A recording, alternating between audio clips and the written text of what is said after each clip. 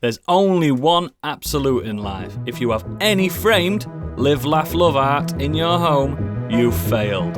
Ladies, gentlemen, and variations thereupon, this is Modern Escapism.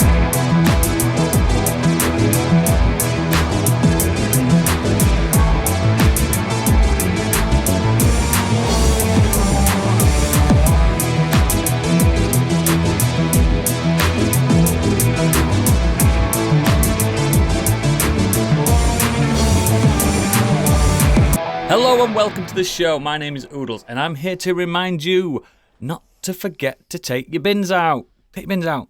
Go. Mine's don't forget. not till tomorrow. There you go. Don't forget. Joining me today.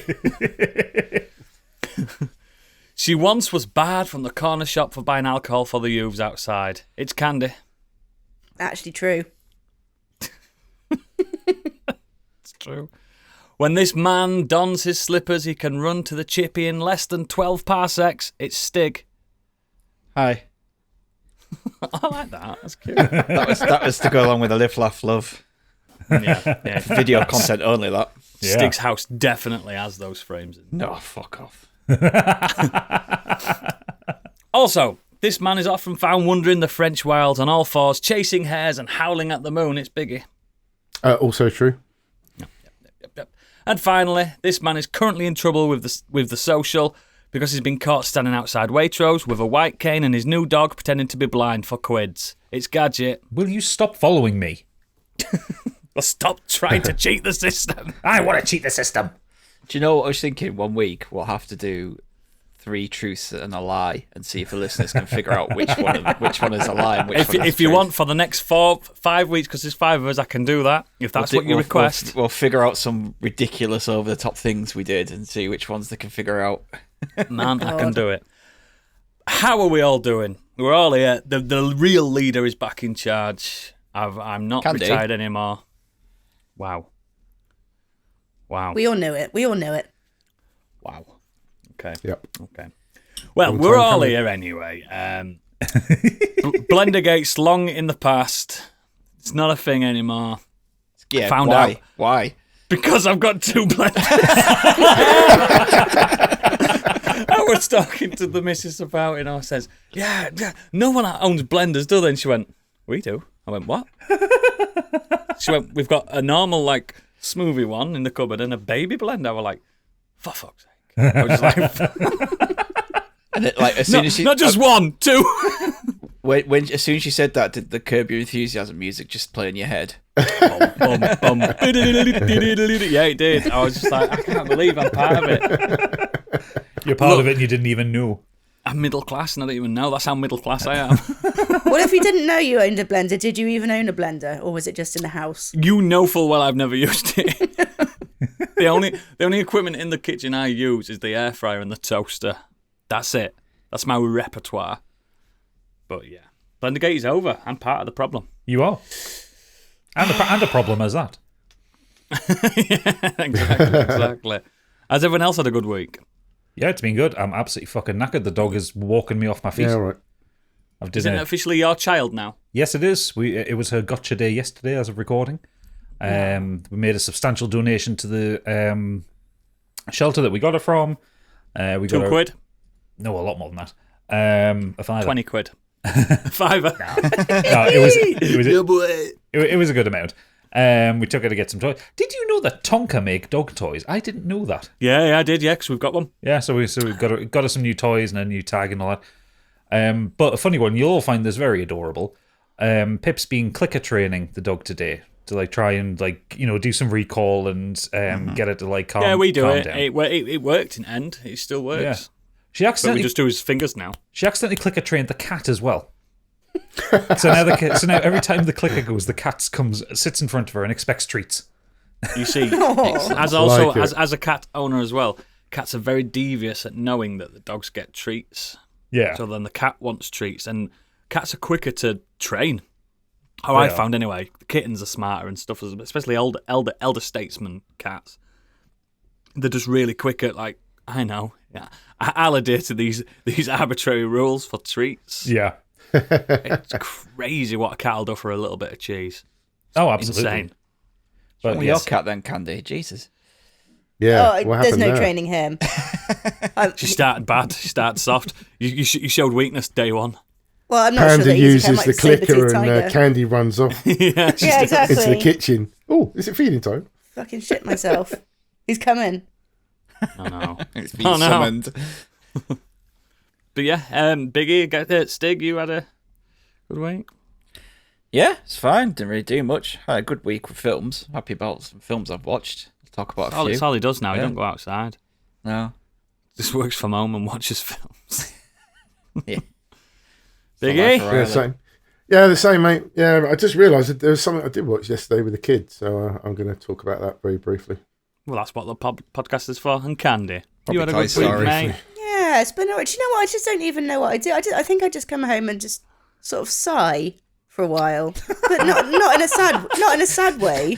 Just contented with life, sort of, but not really doing anything. Sort of Like way. when you used to play Sims 1 and every so often they used to just go, Yeah, that's me. doobie-dab. Yeah, Yeah. Actually, technically, and it then set does. fire to the kitchen. It isn't just films at the moment because I'm texting you about a game like constantly. So There is that. Stig is well on the way to becoming the next luminary, aren't you, Stig? Oh. yeah, unfortunately, I've hit a barrier where I'm gonna. He has to grind. I have to go and grind. It's a good barrier to hit, though. It's the last barrier. Yeah, but I've got right to the end. But my levels are enough to defeat the last boss, but I've been defeated all the others. And I was looking it up online, what level should I be? And people are like, oh, like, by now you should be like level 55. If you've, to defeat the last boss, you should have been about a level 55. And I was like, But you bet it. and I'd be like level 42, smashed him. For people that don't know, we're talking about Dragon Quest XI. Yeah. The best game ever made. But that final boss, right now, I'm literally like 2 hits and I'm dead. So He's a twat in here. Yeah, You can understand why people go, I got the first credits, I'm done. might just watch it online and be like, yeah, it's Yeah, fine. completed it, mate.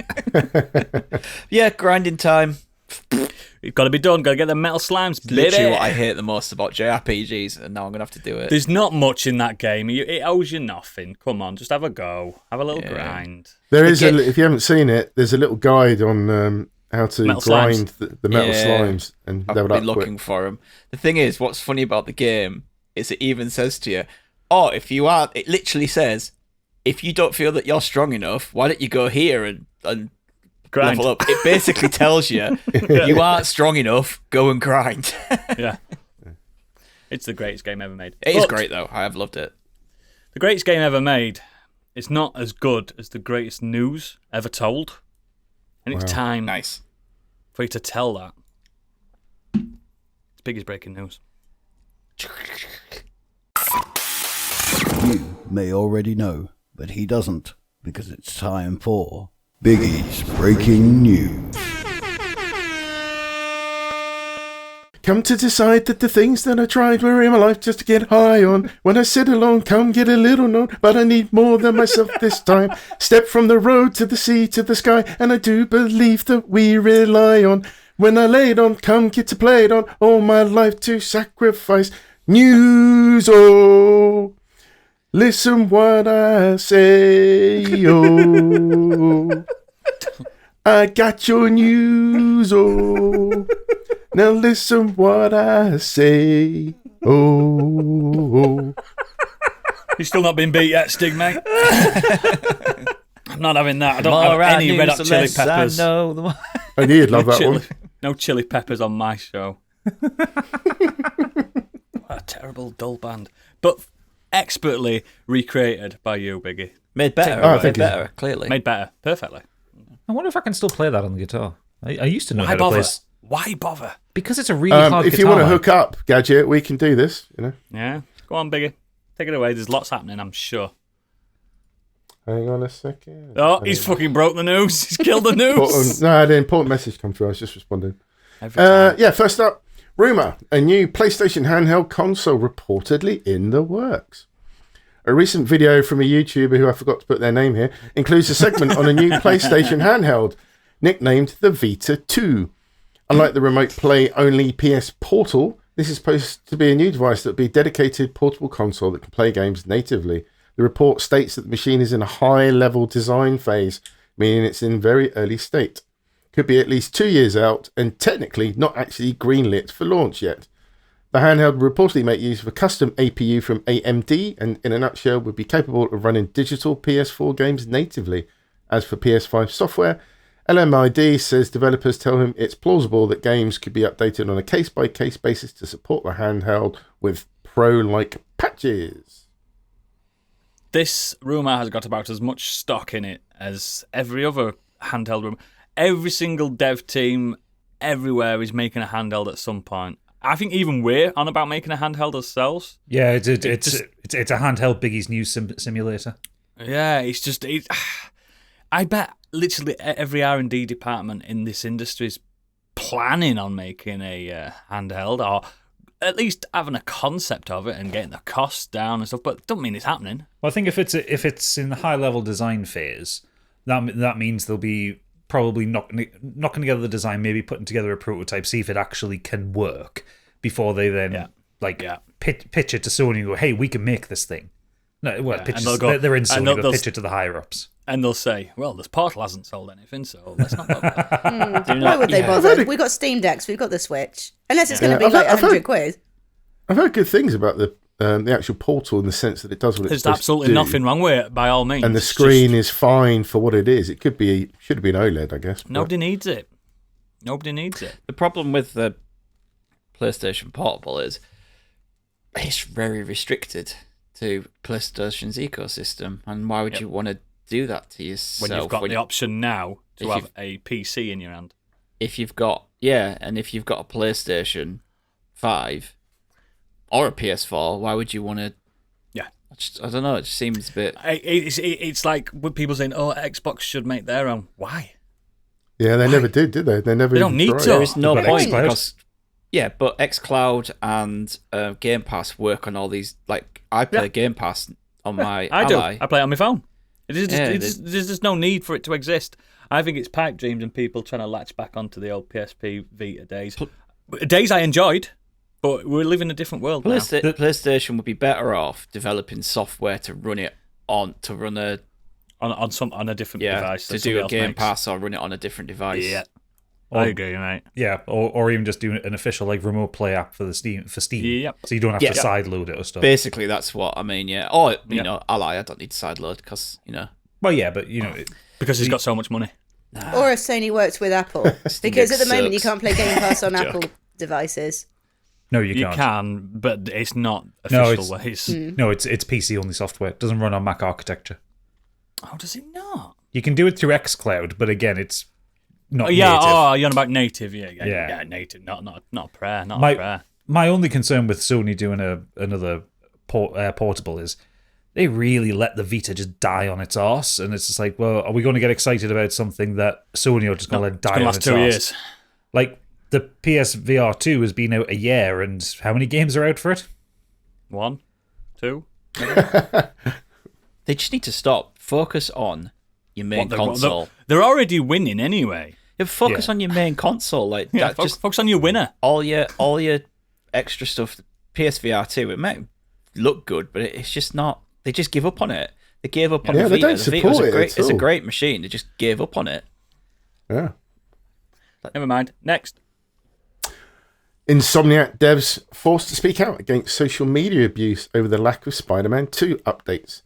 Members of the Insomniac Games development team have been talking about the online abuse they received over the lack of these updates. The problem was first brought to light by Advanced Senior Community Manager Aaron Jason Espinoza, who tweeted, "Sending violent threats to game developers over game development things is childish and just plain fucking stupid." Director James Stevenson then picked up the post and added, "Don't do this. We know you want updates and info. We're working to get things to you as fast as we can, given the extraordinary circumstances our team has faced." And he's, of course, referencing the hack that the Insomniac had recently. 2 questions. 1, what are they updating? That's exactly what I was just thinking. It's been out 3 months. So I played that game and it was flawless.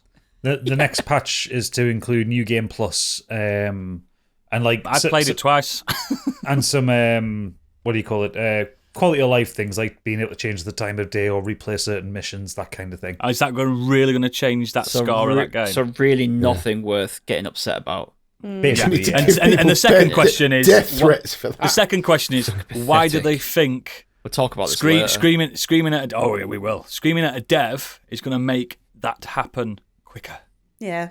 The If you're the fuck is kind of wrong with these person that sits people? in front of your computer or your phone giving physical violent threats, you just get in the bin.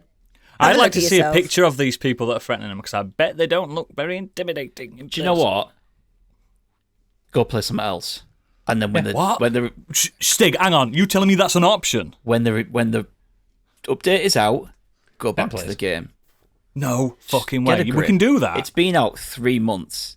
Like, it's not like we're sat here 2 years down the line and haven't got these updates yet. It's 3 months.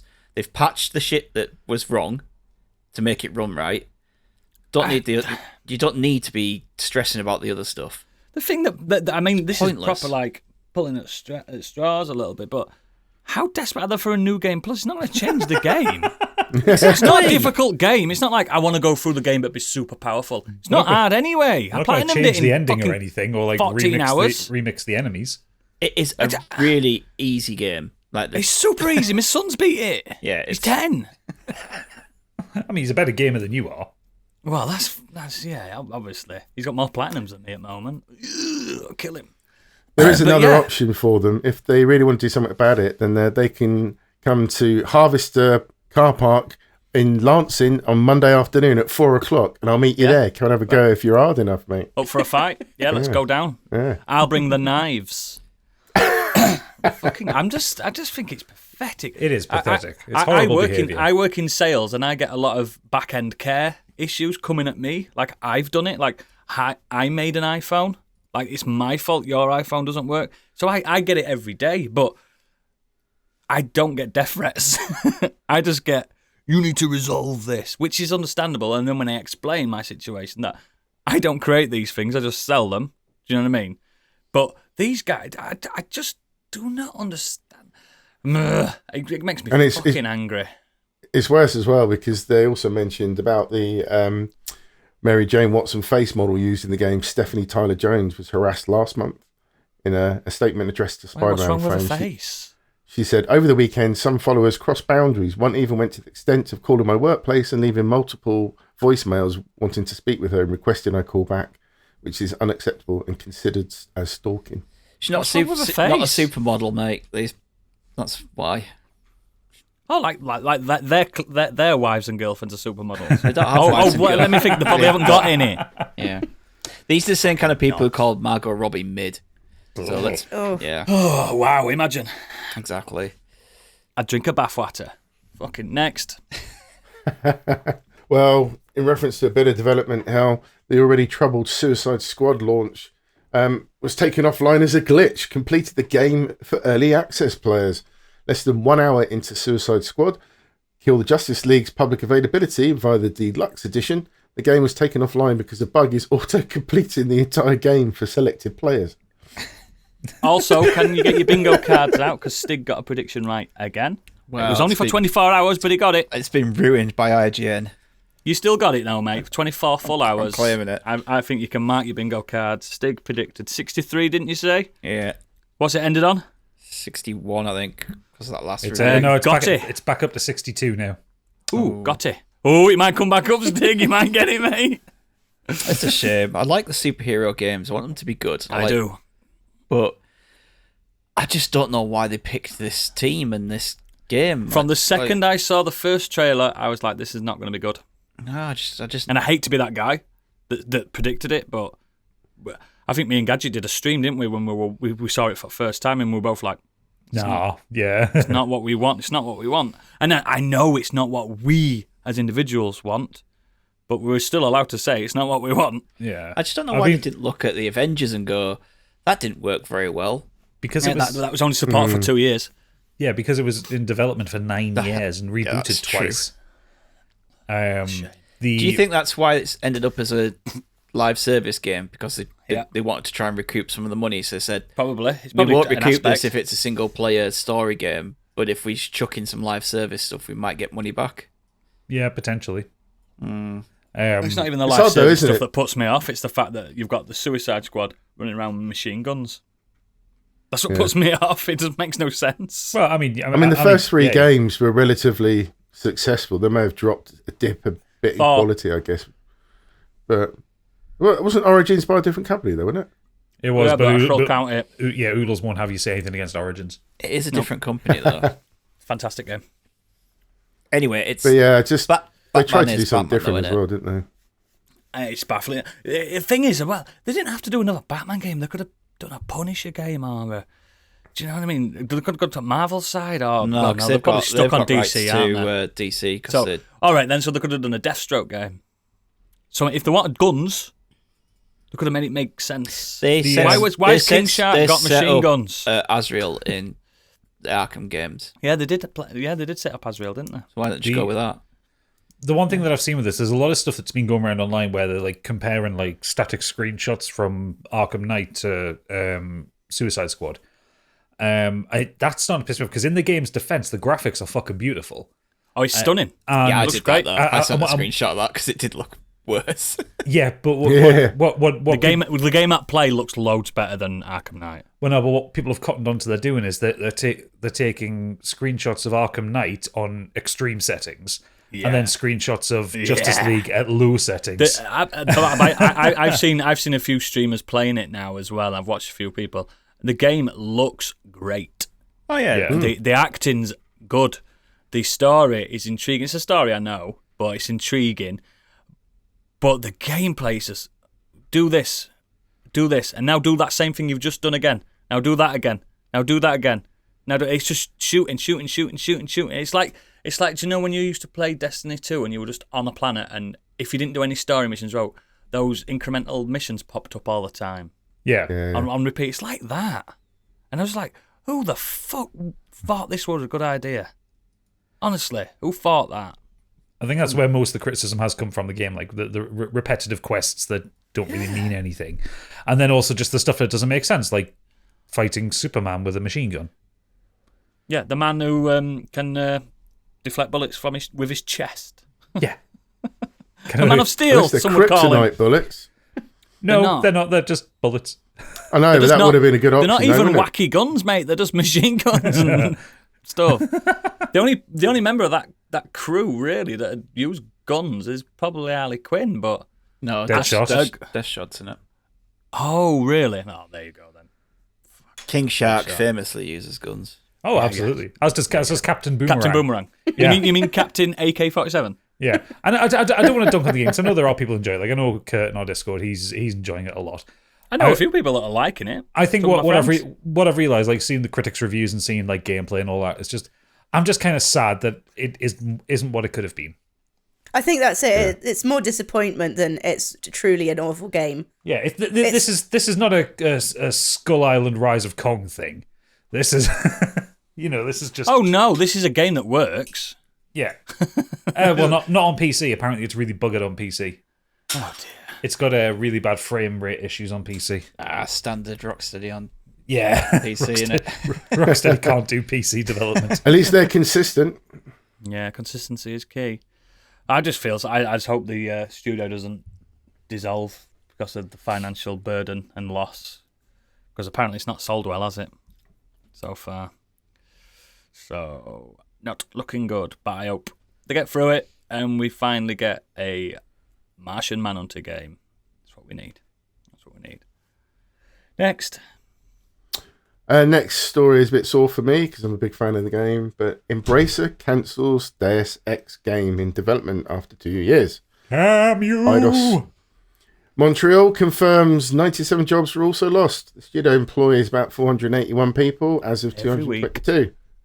As reported by Bloomberg, the up-and-coming project had been in development at Eidos Montreal for about 2 years following its acquisition by Embracer. Decision to call an end to this project was part of the Swedish conglomerate's ongoing, ridiculous, insulting, restructuring and cost-cutting measures. So yeah, Embracer's done it again. Well done. It's every week, isn't it, this? It is. Yeah, but a lot of it's to do with Embracer. I think half of it. We said that event when they were buying them up. This is why I said it was bad that Microsoft are buying them up. I know Microsoft are in a way better state than everyone else, but when one company owns everyone, there's victims, isn't there? Yeah, but also people get destroyed. Microsoft have a different. huge... That's yeah, stupid money. Yeah, they have a huge war chest of money. Like, they're not going to go under any time. Yep.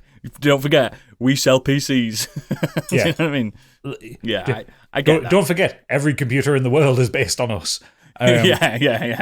That's different. The problem with this one is Embracer are a investment group. So this is fucking Wall Street boys getting their hands on the gaming industry.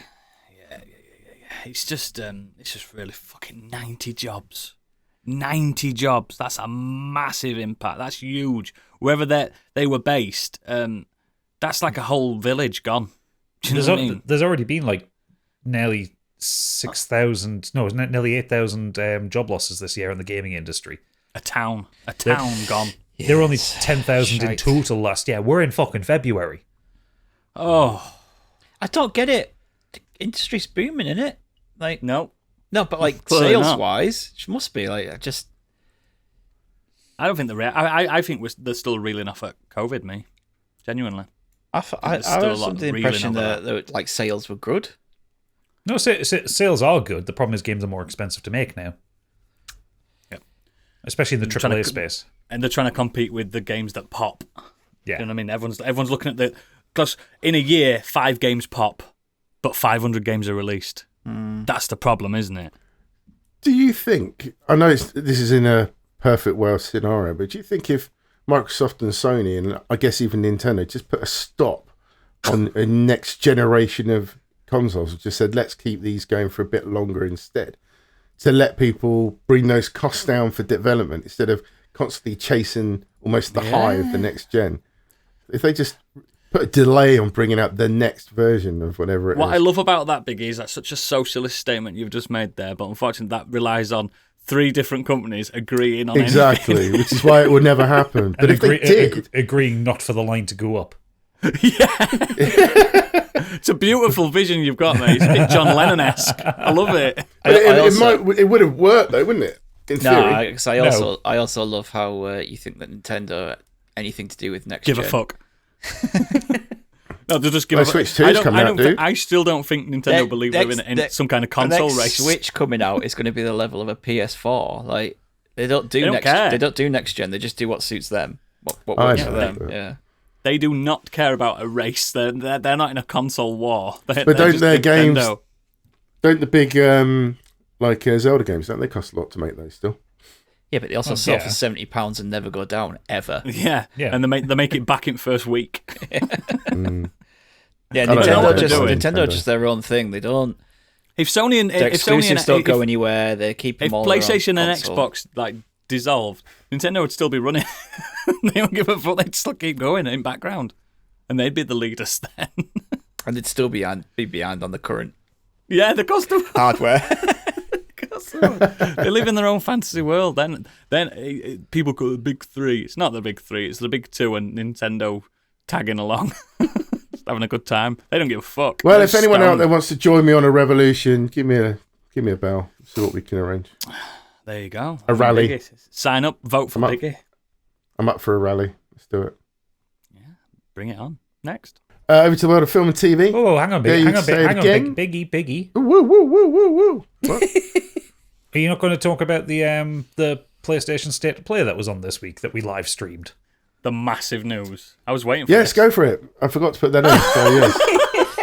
I was in a rush tonight. Basically, Sorry. nobody I was posted in it a in the He wasn't Discord there. room. He doesn't care. Right, Yeah. okay. So me and you will stream this, so we'll just rattle through what was announced very quickly. Dave the Diver is getting Thank you. Godzilla DLC, which looks hilarious. Bum, bum, For bum, bum, bum. And it was his boy as well. Dun, dun, dun. Yeah, it was old school Godzilla.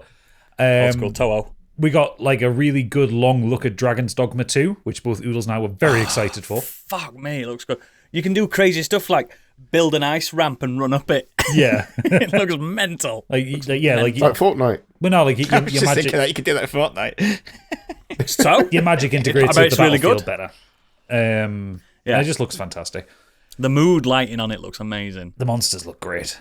Yeah, it just looks great.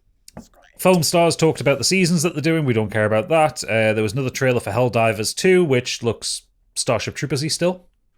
Yeah. We got our first gameplay trailer for Ken Levine's Judas, which looks fucking banging. My God. I'm so excited I've for watched that trailer 4 times now because I think it's a fucking stunning trailer. Yeah. And everything about it. The colours. It reminds me of my time with Bioshock 1. But bear in mind, listeners, as well, it's very fresh in my mind, that game. Yeah. Past few years. And I recently finished Bioshock 3. It's... Oh, I just can't wait. I just can't. You even got a nice like steampunky shotgun in one hand, and your plasmids on the other hand. Plasmids, and it's just that's gonna slap. And that's a PlayStation game, isn't it? Exclusive. That's PlayStation exclusive, and it's coming this year. There's going to be a building element to it as well. We got one. They keep emphasizing having like a wrench and a spanner and everything. So there's a part of gameplay that we haven't seen yet, I think. Everyone's saying it's Bioshock 4 in all but name. Oh, it absolutely is. Yeah, but I love the way it's kind of lent into its own style as well, though. Like even more so than Bioshock 3, I think. Yeah, definitely. Yeah, like it's not trying to be hyper realistic. It's got its own style. Oh, I love it. Oh. I think it's. I've not seen the trailer yet, so I'll probably watch that afterwards. Mate, that have come out. It whiffs, and I don't want to like preempt this because it could go all wrong, but it whiffs of Gotti. It whiffs. It's got the look of quality about it. It's got a strong scent of Gotti. Does it follow from what you've seen the same kind of thing where that you got those tapes that you listen to the story and all that there was not that in it, but there was a lot of story dialogue. There was a lot of scene setting, mood setting. There were a lot of like posters with stuff on in the background. There's a lot you can, because I watched this guy analyze the actual trailer. There's a lot you can see in the background that you don't see on first time. There is nods to Bioshock 3 in this one. From one of the posters is the same direct quote as Comstock says. Right. So this is being released by, so it's Ghost Stories Games, isn't it? But via Take-Two Interactive, who also own 2K or 2K's a subsidiary of Take-Two. Who did Bioshock? Yeah, 100%. The twist of this is it's connected to the Bioshock universe. Yeah, I think 100%. Absolutely. I think if it's allowed to be, right at the end, it's just like, oh look, there's going to be a massive connection. Yeah, there's going to be a connection. We've already seen the trailer. There is a girl. We just need to see a lighthouse. Yeah, exactly. There's always a girl. There's always a lighthouse. Anyway, I think this is going to be a super game. Yeah, but it looks great. I mean, I love the Bioshock games, so yeah. Big surprise that I didn't expect. Metro Awakening, which is a VR game in the Metro universe, which actually looks like a real game and not an experience. Yeah. It's got like Half-Life Alyx vibes about it. Like it looks like a proper game. That's not just which is the only other VR game that I thought looked like a real game. Yeah, it's not just coming to PSVR. It's coming to everything that does VR. Yes, even like natively on Quest 2, which is mental. Yes. It looked good because you have to individually reload your bullets. Because if you've not played a Metro game, which me and Gadget definitely fucking love and have, and read the books. Bullets are currency as well, so you've got to like judge how you want to spend the ammo. Like, do I use another bullet, or shall I use that to buy something with later? It's clever. One that excited both me and Noodles. We got an extended gameplay trailer of Rise of the Ronin. Oh, it looks so good. That looks good. It looks like Assassin's Creed Japan, which we've wanted for what, 10 years? Oh yeah. Maybe longer, but this looks. It's got Shenmue vibes to it, where you're talking to people, but it's also got Sekiro and Ghost of Tsushima vibes to it. This could be a little epic, a mini epic. And you get a glider. And yeah, things that have gliders is better. Gliders are better. The angry ones here. Silent Hill 2 got its first gameplay trailer. I was kind of a little bit impressed on the day, but I've since watched it back, and I don't know, it looks a bit dodgy. I was talking with Ed Debbie Punk about it, and we were kind of agreeing that we expected maybe to get like the Resi 2 remaster kind of thing going for it, where it doesn't seem to be enough, does it? No, it looks like a fan mod, and I'm just not. Thank you. That's what I was thinking, and they've sped up the combat a bit, and they're really emphasising the combat as well, which is an odd thing because there's not much combat in Silent Hill 2. No, so I wasn't greatly happy about it. They also shadow dropped Silent Hill: The Short Message. More on that later. More on that later as well. What else we got? What is she doing? She wants to go out for a smoke, so she's giving me the dog. Because she can't be left on her own at the minute because she chews things. Anyway, back to it. We What, got Pip? we got more on Stellar Blade, and I'm still really super fucking uncomfortable with this game. I was it's- surprisingly pumped for that. I think it looks Me- fun. me and- Candy loves an me and- upskirt. Yeah, me and Gadget are on the same wavelength. We would play the fuck out of that game if it didn't look how it looked. Mostly if the female characters didn't look how they looked. Yeah. It's just why? That one character looks very young, doesn't she? I think She does, yeah. the It's little not even tech that. girl. It's jangly booby girl with no clothes on, no armor. Why, I didn't mind that. Why did that? And I'm in. Why do their boobs move like a fucking waterbed? Yeah, when they're just turning around. I've seen boobs. I've held a boob once. I've got a couple. And yeah, and do yours do that Same when you here. turn around? Depends how drunk I am. Oh god. Oh dear. The thing everyone wanted coming into this one, nobody got, because everyone was hoping for a Bloodborne remaster. Instead, what we've got is an Until Dawn remake.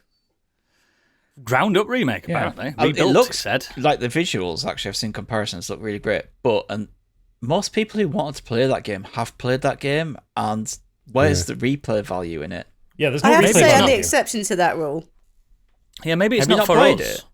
I've not played it. No, Oh, that's one of the few of those series of Good fun. games that I haven't played. It's the best one. Yeah. And I still need to finish the Quarry, actually. We're nearly at the end. Just Quarry's great. They're all good, but some of them weren't worth the price when they first dropped the Dark Picture games. Oh, yeah. I'm still fuming That- about a character dying near the end of mine on Until Dawn because I slightly twitched with the controller.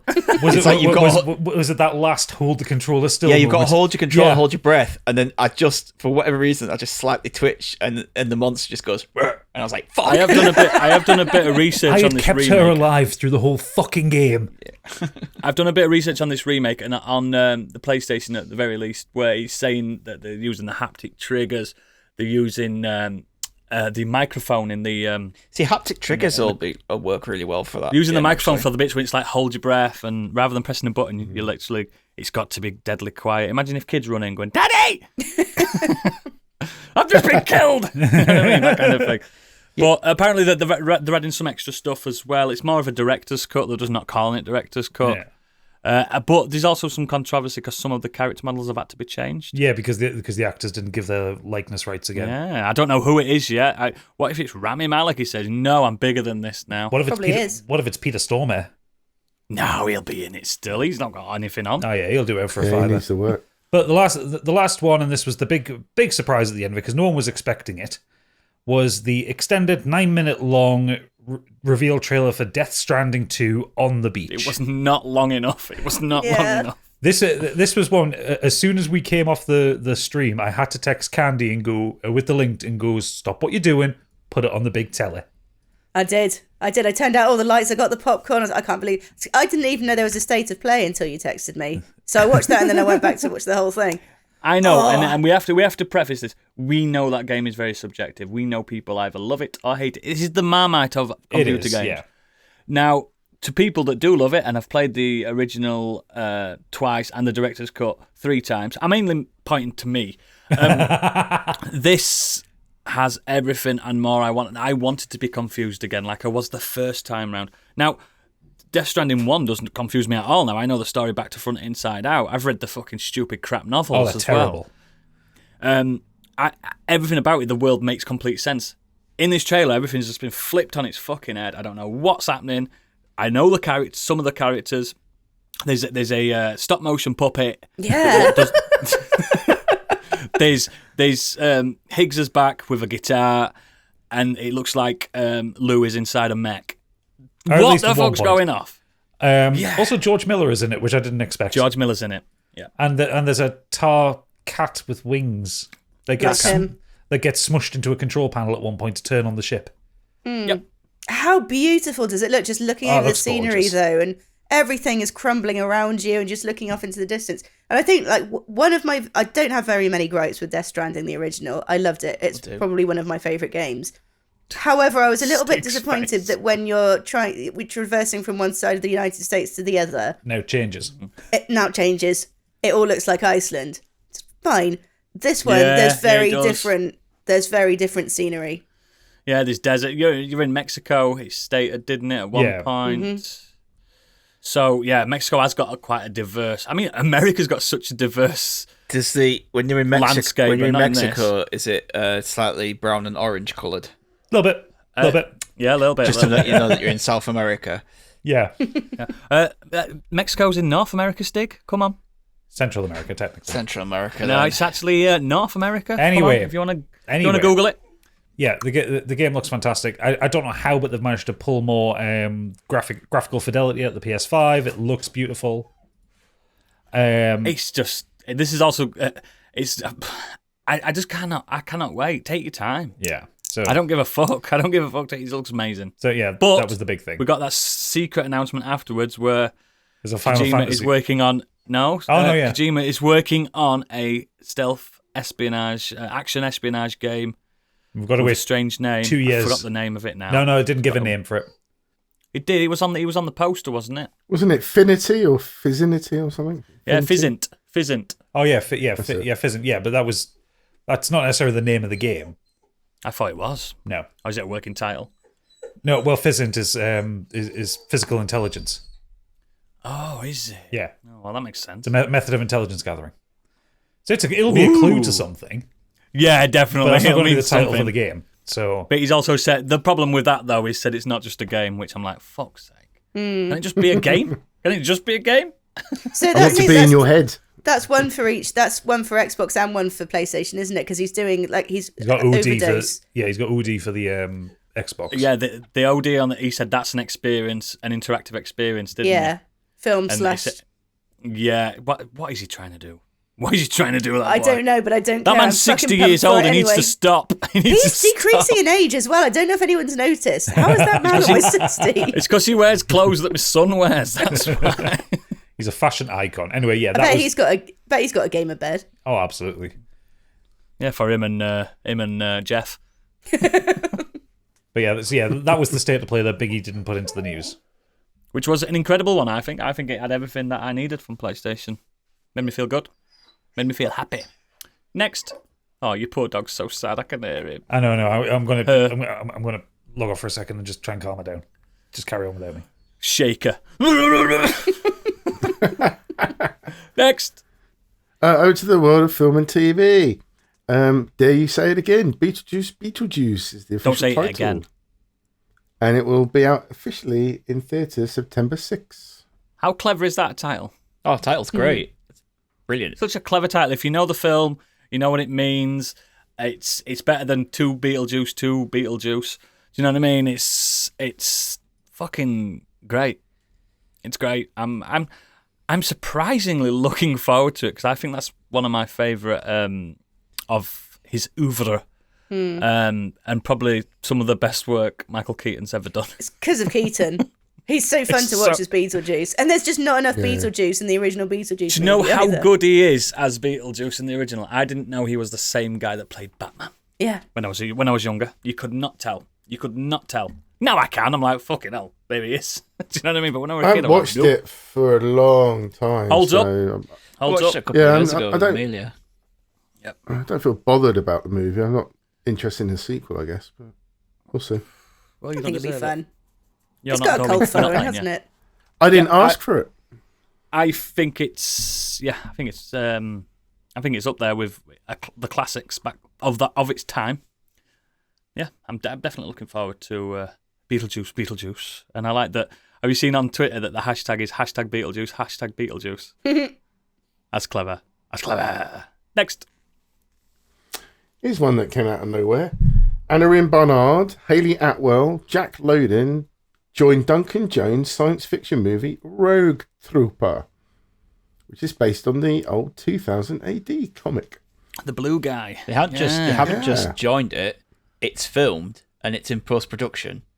It's all done. Oh. Oh, wow. They cool. literally released all the Awesome. information like after the film was finished filming. Oh, right. So they actually. It's like they've done it on right. the stealth filming. Yeah, it's animated Yeah. as well, so that's probably why it's. I remember really liking Rogue Troop. I've not read all the runs or anything like that, but I remember. Oh, it's a great liking it. story.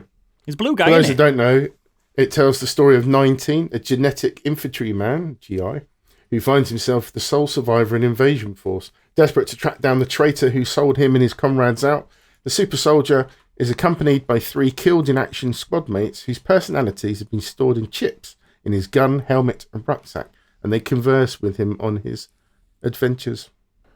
Yeah, I remember liking Dredd more, but I also... Dredd was the standout. I liked Rogue Trooper.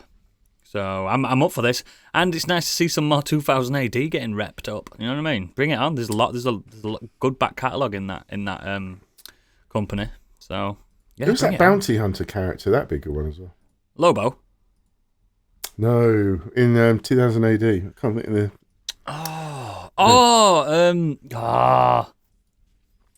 He was really good as well. This is going to come back to me in about half an hour's time. Yeah. I'm going to scream it out. Anyway, next. Moving on. Cillian Murphy will now executive produce 28 years later and could possibly star in the film, which is now in development at Sony. It's not been 28 years since the first one came out, has it? Please tell me it hasn't. It's been about 24. Late 90s? So it's it's not 2000, 2001. Oh my God, I feel old. I went to pictures to see that. 28 days later. I put weeks in there for some reason. 28 days later was 2002. So we're on to 22 years. Fuck, so it could be doable. Put my beard on, grey his hair a bit. Yeah, it's not undoable, is it? That. Fuck. I can't. I love like an end of the world like pandemic and the world's ended film, zombie films and stuff like that. But I've never seen one where it's been 30 years later how people have carried on. Like, are they still running away from these people? Do you know what I mean? It'd be nice if everything was back to normal, wouldn't it? Yeah, like, how we're does, having how a really does good it time. fucking work? Yeah. How's it fucking... They did that time skip on The Walking Dead. I know you guys don't really like it, but near the end they did a big time skip. It's like, yeah, there's a lot less zombies now. There's a lot less. So it's weird, man. Weird. Imagine it starting with him doing this panic run with his face running at the camera and it looks like he's being chased and it turns out he's just late for his bus to work. Yeah. in his new job in the future. In his super bus, yeah, in his floating bus. Yeah. It's weird, man.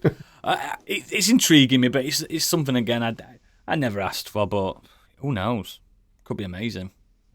But yeah, next. I'll tell you something else you didn't ask for.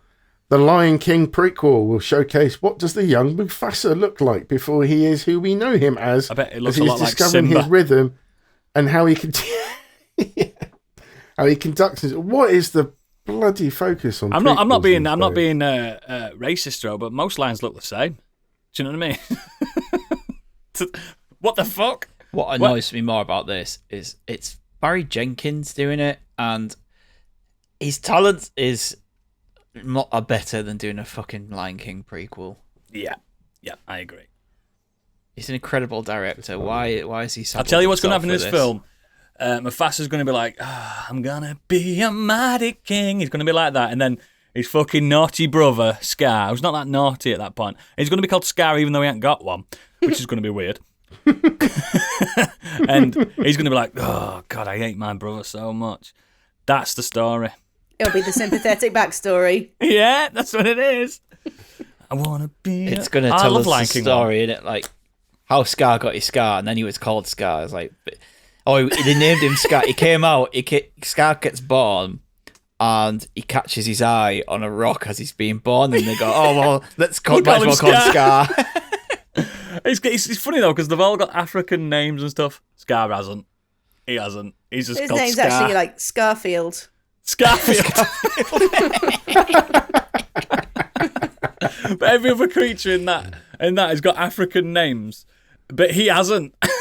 It just makes no sense. No wonder he's angry. He's an outcast. He is, mate. He has to live in Elephant Graveyard, doesn't he? I don't see the point. Where's the threat? What is the threat? Like we know what's going to happen. We know what's going to happen. This is my problem with prequels. We always know what's going to happen. And this film ends with Simba being born. Like, it's just going to kind of end where. And he's going to hold him up at the rocks, isn't he? That's like where Circle of life. Yeah. Oh, Or his mum turning around and going, "We have more mouths to look forward to feed now," and rubs the belly, and then it ends. Yeah. Oh, she pulls out a pregnancy test going, Mufasa. It's like, no! But it turns out it's Scars all along. No. Scar had a kid in the Lion King 2, didn't he? Yeah, he did. Yeah, Scar had a kid with the outcast lions. Yeah, when Simba was off eating bugs. What's the kid called? Scab? No, it's called Tobo or Boyle? something like that. It's got a proper name. Veruca? It's got an African name. He is called. What's he called? I've seen it. Genital warts? Nope. Kovu. There you go. Unlike Scar, he's got an African name. Also, Kovu also has a scar for some queer reason. Oh, yeah, he does, yeah. Like, for some reason, he has a scar. Like, why? Why does he also have a scar? Accident-prone family. Anyway, Lion He King came out in and- review coming this summer. He came out and Scar was just like, just so people know he's mine and just give him a little nick. Oh, that's awful. That's horrible. But yeah, that's what happened. But yeah, next. Fuck it. Who cares? Sticky put this one in the thread for us to talk about. Don't And I've blame him. never heard of this movie. So Chris Rock will direct an English language remake of Another Round, and Leonardo DiCaprio will produce. But I don't know anything about this film. What's that It's about? that Mads Mikkelsen one. I think Yeah. I reviewed Clearly it. didn't listen You to did, you review it, Candy, did he? I'm up Yeah. for this, but the Mads Mikkelsen one's Yeah. great. It It is doesn't need great. remaking. I don't like it. I don't like this news. Also, if it's Chris Rock, right, he did the Book of Spiral, which was shit. So Did he he direct already that, is. though? He's yes, yeah. Did what? The Book of Spiral, which was like he had like an idea for another Saw film, but Chris Rock? But Yeah. Spiral Yeah. of Book of Saw. It Of was- Will Smith fame? Yes. yeah, Yeah. it wasn't very good. So he hasn't really got off to a good start with the making films. Directorial debut. And I just feel like if Chris Rock and his buddies doing this film, and it's just going to be like a Booze really up. shit American. It'll be like Grown Ups. Yeah, it's going to be like that's what I have in my head. Adam Sandler's turning up. Kevin James. Unless with Leo Rob producing, Schneider. maybe it's going to have to be a bit more serious or like being in line with Mad's film. But what's the point? Everyone likes Mad Mikkelsen. Like, just watch that His film. film's great. Like, just subtitles. Get over it. Isn't Another Round also? It's not really a comedy, but it's funny. But that's It's a because black comedy. they're playing very good friends having a drink. Yeah, it's a black comedy. And apparently, by all accounts, Mads was drunk on set, wasn't he? Candy? I'm pretty sure that was the. That sounds like something that would happen. That's what happened. They actually got him drunk to actually portray the drunkenness, which, knowing Mads, yeah, can't believe it. He's quite a method actor. I wouldn't be Likes a wine. surprised. I'll be up for yeah, that. I wouldn't be surprised. We need to do a load of reshoots. But whatever, Chris Rock. Just don't piss anyone else off, because you'll get a slap. Next. Over to the world of DC. Millie Alcock has been cast as Supergirl in the DCU. Great. You may remember her from the Game of Thrones prequel, House of Dragons. You mean the best actor that they got rid of after 3 episodes? Yep. That one. Well, I mean, Rhaenyra did have to grow up in that. I know, but fucking hell, so look about a quick. full She was series really with good her. in So She was so quick. much better. She was so much better. And there was not much Although difference. She is expected to appear in Superman Legacy before headlining Supergirl Woman of Tomorrow. I can see her as Supergirl. I can definitely see her as Supergirl. They did She's got make that look. Matthew Vaughn. a really great. Oh, Matthew Vaughn's doing well at the moment. Well, yeah, he dropped another little tidbit as he's interested in Superman Red Sun adaptation with Henry Cavill back as Superman. As Russian Superman. Henry Cavill doesn't look No. One Russian. first I know you can't look Russian, but he doesn't. on the Millie Alcock news. That's great casting, and they made a great point in the Empire podcast where they said that she's managed to get the fame from the Game of Thrones series, but not be tied down to it, which is kind of Yeah. the advantage of that. She's her being out in of that it, first isn't she? half of the series, and now she's getting these big roles. 2, I don't want to see Red Sun. I don't like the animated version. I think it's terrible. It doesn't make any It's sense. not a very good comic book either, mate. I don't like it, and Nope. it makes no sense. Why just because Superman grew up in Russia is Batman now Russian? Like, Batman didn't grow up in Russia. Bruce Wayne is still American. It's not just that, mate. The whole Justice League are They're Russian. all Russian, but the whole point is Boris is- Waynsky. Yeah, but the whole point, is that Superman grew up in Russia. He landed on that side of the Iron Curtain. Like, It's an interesting concept for a story. It is an interesting It's an concept. interesting None of concept, the but other it doesn't necessarily mean because American writers wrote it. It doesn't necessarily mean he would be a baddie. Do you know what I mean? Just because it's Russian side, don't mean he's a baddie. Yeah, But that's how they portrayed him, as a baddie, because he's on the Reds. But it does. I was watching it and I just thought, why is everyone else Russian? Like, this isn't a what if Superman was Russian. This is a what if everyone was Russian. Like, I didn't like it. It makes no sense, does it? Also, just let's move on from Henry Cavill. Come on. Yeah, Candy, get a grip. Sorry. No, I mean, just as Superman, like, the longer they keep trying to push his name out, the more the Snyder Bros get the panties in a twist. Like, it's done. No, but let's move I think on. the more Henry Cavill's probably going to be like, I'm fed up with this role. I'm doing Argyle now. Even though that's not gone down very well. No. I wish he'd just come out and be like, it's done. Please just stop. Yeah, I am not Superman or Yeah. Geralt. I am Warhammer Man. That's who he is. Next.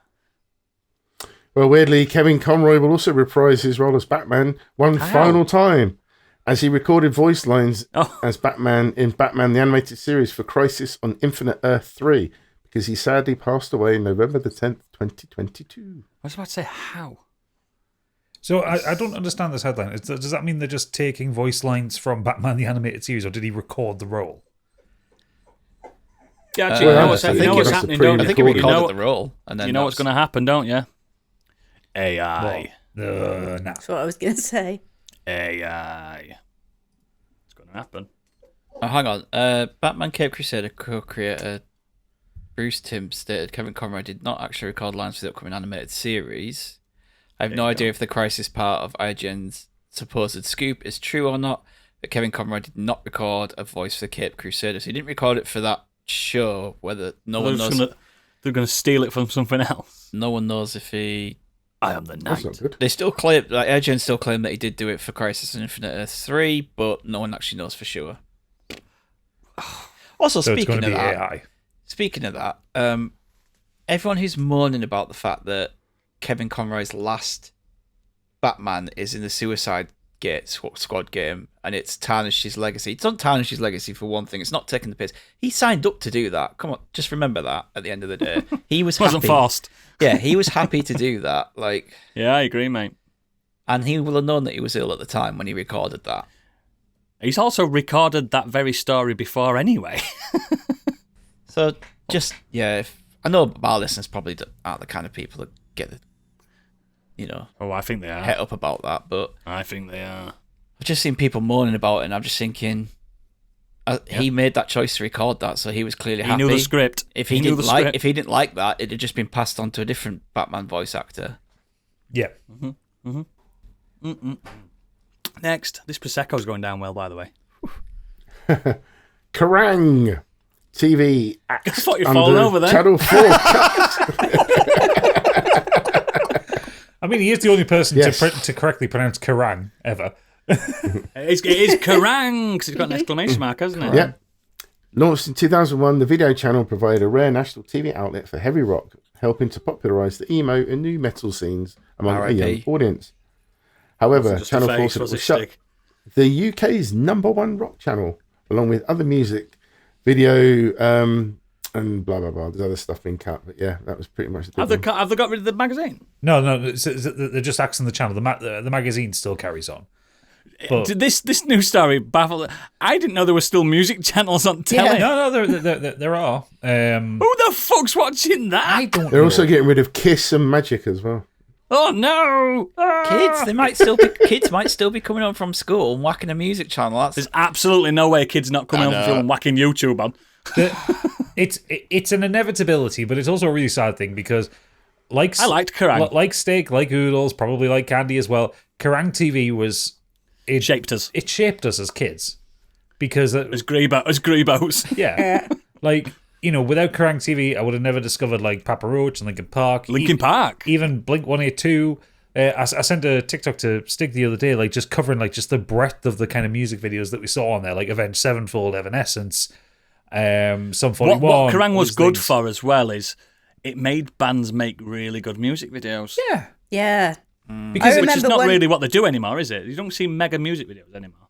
I remember when Korn released Here to Stay, and Kerrang played it, I think, from like 10 o'clock, because it was the X-rated version they were showing. Yeah. They played it from like 10 o'clock at night till 2 o'clock in the morning, just on repeat. I watched the entire thing. I just watched it over and over again. Freak on a Leash is a great one as well. Oh, yeah. Oh, it was good, yeah. With a bullet. Yeah. Yeah, the first time I saw new metal was, I went to my friend's house, they had Sky. He went, look at this channel. He put Kerrang on. First song that came on, Limp Bizkit, Rolling, and I was in. Yeah. I was in. I'm like, this is me now. Was it channel 685 on Sky? I always remember that. Something like that, yeah. And it was definitely in the sixes. Yeah, just every day I'd come home from school, whack it on, and it was always the request show. I mean, there wasn't a host or anything. It was just like they had the text numbers along the bottom that you like ring up and ask for the song you want. And it always got the same 10 songs in that hour, but I didn't care. It was fucking great. Yeah. Yeah. I used to call them up after 9 when they did the X-rated ones and always request Amen. I'd never play it. But maybe once a week if I was lucky. I did it and it got through once. I wanted what was it now? That fucking Schism. Yeah, Tool. Oh, yeah. Yeah, Tool. and then they put it on and it was like, it had my name underneath. I was like, So they used to play like older stuff as well. It wasn't just like the new like naughty stuff. Like I remember them playing Faith No More and they played some old they did like Epic. Old They played Epic all the stuff. time, didn't they? Yeah, Epic was on all the time. Mudvayne were always on Yeah. Lightning. And that's when you got, I mean, they're a bit of a tarnished band now, but we got Rammstein. We got them. Yeah. Proper, like, because they had some mega music The videos. Sonna music video, I remember. So good. Yeah, it's a shame, like. I I don't know why they couldn't turn it to a YouTube channel. Probably is. I think it's because the record labels have the rights to the videos, so I'm sure someone will put like playlists up. Did anyone else ever just switch to Scuzz when there was a song on Kerrang you didn't Scuzz like? was a bit more... Bit more Scuzz had a bit metally, more, wasn't he? Yeah, it had more deathcore on it. It had more deathcore back and more then, like punk I and wasn't hardcore. into I wasn't into the hardcore scene back then when I was a young teenager. But now, if I was the age I am now, back then, I'd have been all over Scuzz. Yeah, but it gave you That the was the alternative. Metal Hammer channel, though, wasn't it? MTV2 was good as well because you got your Zane Lowe interviews and stuff. Yeah. Oh, yeah. VH1, Black Hole Sun on VH1 repeat. Black Hole Sun on repeat. VH1 sometimes had like a metal hour, didn't they? Well, they had a classic rock hour which had some bangers on it. Yeah, Scorpions, Bon Jovi. It's a sad time, but It is a Biggie, sad can you remember when MTV started? Probably. No, I was a big fan of Yo MTV Raps because in the UK it was really hard to get hold of American it was a hip hop. nightmare, So yeah. you either had Radio 1 when you had like, unfortunately, that man that used to present on the Radio 1. Yeah, Big Dog. His show was actually very good for promoting UK and American Tom hip-hop. Eastplank. But it was MTV Raps, basically. That was your only That's the access episode to... title. What did you say? I said Tom Tom Eastplank. Eastplank. Love it. But yeah, It's a it big was boy. your only place to get that sort of stuff because you just don't really hear Yeah. it. Well, You're right. That's what we had with Kerrang because, like, It was our gateway. a lot of the bands were pretty commercial. They all had big labels behind them, like Linkin Park were a band that had some money behind them, but they didn't get Radio 1 airplay except on the rock show, which was at like 9 o'clock at night. Daniel on a P. Monday. Carter. Yeah, when he was not playing bass for the Bloodhound Gang. So having a national television station that you could watch that just had this stuff on 24 hours a day. It was great for us little fucking emo kids and new metal It's heads when I and punk discovered. kids. It's when I discovered Fall Out Boy because I'm a big fan of Fall Out Boy. It's quite a secret. Oh but god, yeah! I it's a remember when the Sugar We're a Going band I Down really video. like. Yeah, when the Sugar We're Going Down video came out, it was on Massive. constant rotation. But I've always liked their romance emo side to it. You know what I mean? The romantic emos. You know me. I'm a bit of a dandy, and I wouldn't have discovered that if not for that. Because I wasn't buying CDs of bands I didn't know. I think Kerrang also before a band hit the radio friendly or got the radio like Radio 1 time or Top of the Pops. Yeah. It was already on. It'd already been on there for a couple of months, and you just felt you always like, Elite. I already know this. Like I've already got that album. Evanescence, Bring Me to Life. It's just like Yeah. I heard this ages ago, and everyone's going Yeah. nuts over it. It's like I'm over that now. I'm on to Another the next banger. one. Another classic. Another class. Might stick But yeah, out the let's end of the pour one Patreon out to version. Kerrang. Bit of Nickelback. Let's How You pour Remind one Me. out for Kerrang because it's a sad loss. So yeah, Goodbye. patrons, when you get to the end of the podcast and you get to listen to the song at the end, just make sure you belt along with Amy Lee as loud as you can. Yeah, In and that public. guy that she had in that video that sung the backing vocals For the whoever one that guy song was. that was never on any of their other Yeah, albums. who was he? Who was it? Pour one out to that guy with the red tips With the red tips and the really shitty screaming. and the choker. He had a choker. Pour one out to him because no one knows his name, and he wouldn't be here if it wasn't for Kerrang. Candy probably knows him. Probably.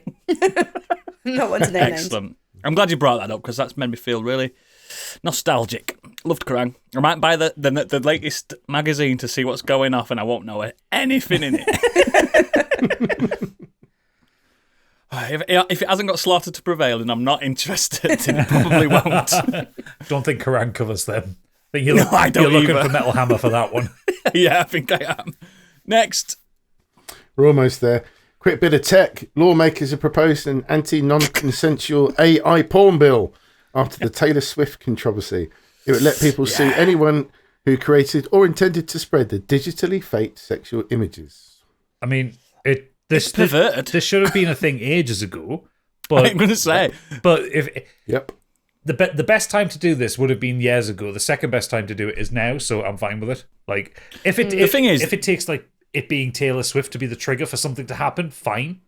Like Yeah, if she she's- could That's how start that powerful cause. she is. yeah, that's how powerful it is. But I mean, it's Yeah, obviously don't come after her. It's obviously horrible for her, and I sympathise with her. Yep. But Disgusting. the fact that something is going to happen with deepfakes, that is. Have you important. seen on the counter, though, the petition that a website Mr. Deepfakes has done? Where this is our livelihood. We've got an office full of workers that create these deepfakes. And yeah, I know I've joked about deepfakes in the past, but mine are dead politicians. That's my king. Find a better, more ethical line of work. Fuck off. Yeah, that's it, innit? Find a better, more ethical line of work. Stop doing it. If you're still alive, you can't do it. That's my rule. If Go you're still work- alive, do you it can't in do it. Go work in real porn if you want to work. Oh, in do you porn. feel sorry for Do that. Thatcher, do you? Do you feel sorry for her? No, but like there are worse things you can do to her, which should be done. Moving on. Whoa.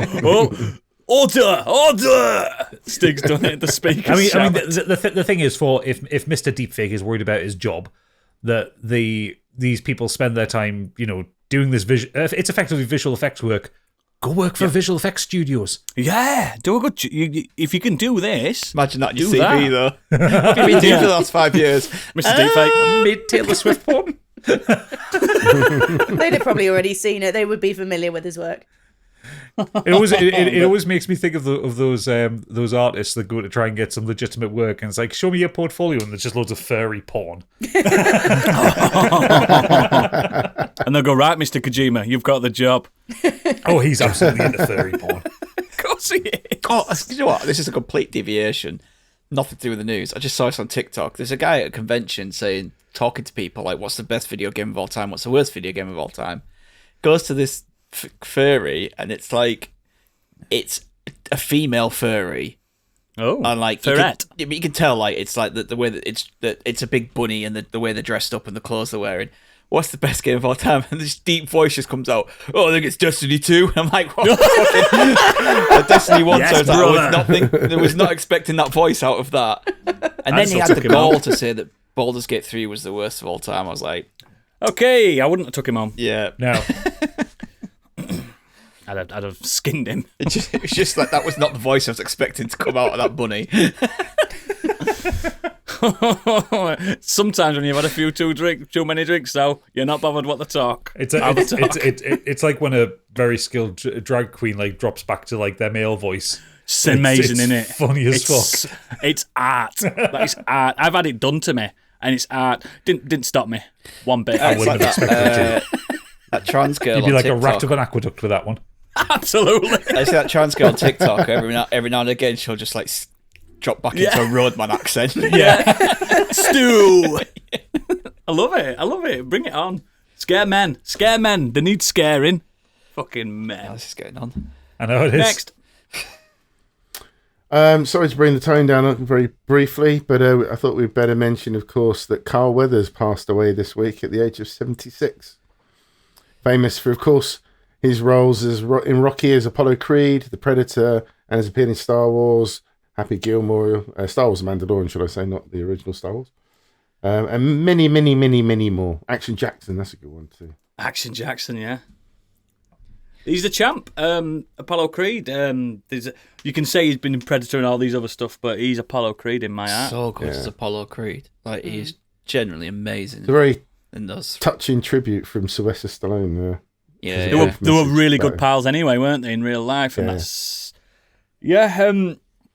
genuine athlete as well. Absolutely, man in tip-top shape.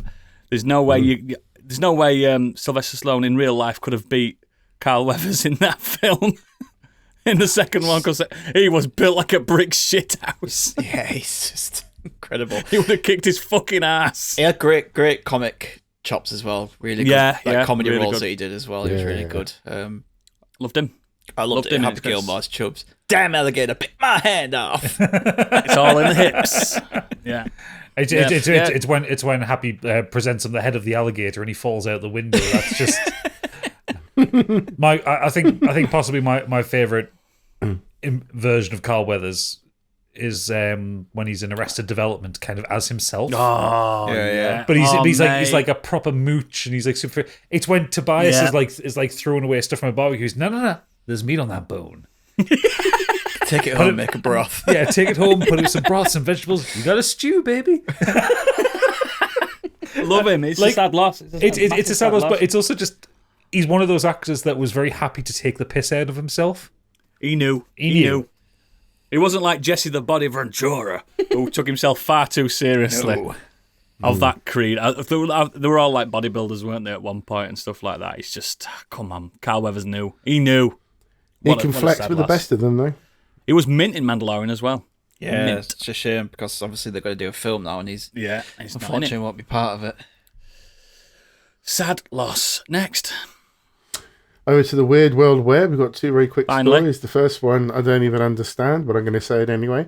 You can apparently now play Doom using gut bacteria, but the frame rate is atrocious. You So can yes, do on apparently anything. the unending quest to get Doom to run on everything, from teletext to pregnancy tests to tractors to rat brains in a jar. And apparently after you think everything has been done, somebody's managed to find a new way to do it using bacteria found in the gut, specifically a display made of E. coli bacteria.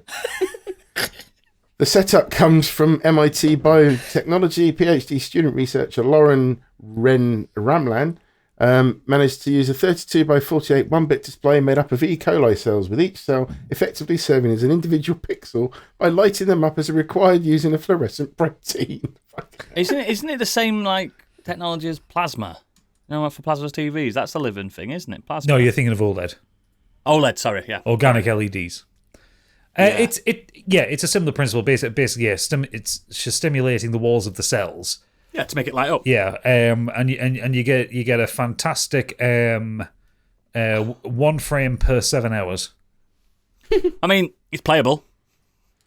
Well, marathon it straight. says if the average playthrough of Doom takes around 5 hours, and the original 5 game hours? Are runs you at laugh? It's an hour. 35 frames per second, then the cell display would therefore take 599 years to play Doom from start to finish. I reckon I could do it in less. You probably could. You reckon you could speed run E. coli? I think I could speedrun Doom now in about 30 minutes. I know it's not. I'm a sure I world did record. speed World run record's E. probably about coli a 10 few minutes. weeks ago. That wasn't pleasant. Did you? Did you speed? It's what a weird news story. What's the last one? Tesla owner wears Apple Vision Pro while driving with This is funny. FSD beta turned on, and the police managed to stop them. So I asked this to be included because I wanted a fucking rant about this idiot. So Go on then. okay, so the Apple Vision Pro came out last week. It's only been last week. It's like been out for 4 days as of recording. It's cheap and all, isn't it? Yeah, $3,500. That's all it costs. It doesn't even have an inbuilt battery. You have a battery pack separate to it, which is infuriating. You're always going to have a wire hanging off it. That's besides the point. But the whole thing is, like, Apple are calling it spatial computing, and the whole thing is generally you have like a transparency mode, you can see through it, all that kind of thing, and you're like interacting with the environment in front of you. Like Minority Report. Yeah, like Minority Report. So what these galaxy-brained idiots have thought would be a good idea would be to get into their Teslas, turn the beta of full self-driving on, their beta version of the self-driving, and drive around LA with a virtual reality headset on, just tapping away at whatever they want to do. And they're getting surprised when they get pulled over. And the thing is, it's not just one idiot. I've seen about 6 videos of people caught doing this. Oh, they're all going to try and outdo each other now, though, that's why. But it's like, I saw a guy today on TikTok. He got kicked out of the cinema because it's got a recording feature. It does? Of course, you're not allowed him. Of course, you're not allowed him with a video recorder strapped to your eyes. He's like, you can't kick me out. This is my rights, man. The Fourth Amendment. Oh, whatever. I don't know all the amendments. First Amendment. It's like First Amendment. It's like, yeah, you can. You've got a video camera attached to your head. This is a premiere film. You're not wearing your stupid 3,500 quid glasses, you pillar. the thing is, that Get out. That's annoying. That's an accurate quote. Or like the fucking weirdos who are willingly wearing these really expensive headsets on the fucking subway. Why? You're going to get robbed. But Mate, I don't even get my phone out on the bus. Exactly. In case someone's going to nick it. But the idea of strapping a headset to yourself to type and text away whilst your car is driving you on like a motorway or a highway. Fucking hell. What happens when the battery runs out? It goes black. It's not see-through when it's off. Isn't the rule of these Tesla self-drive things that you have to be available in case a malfunction happens? That is the law. Yeah.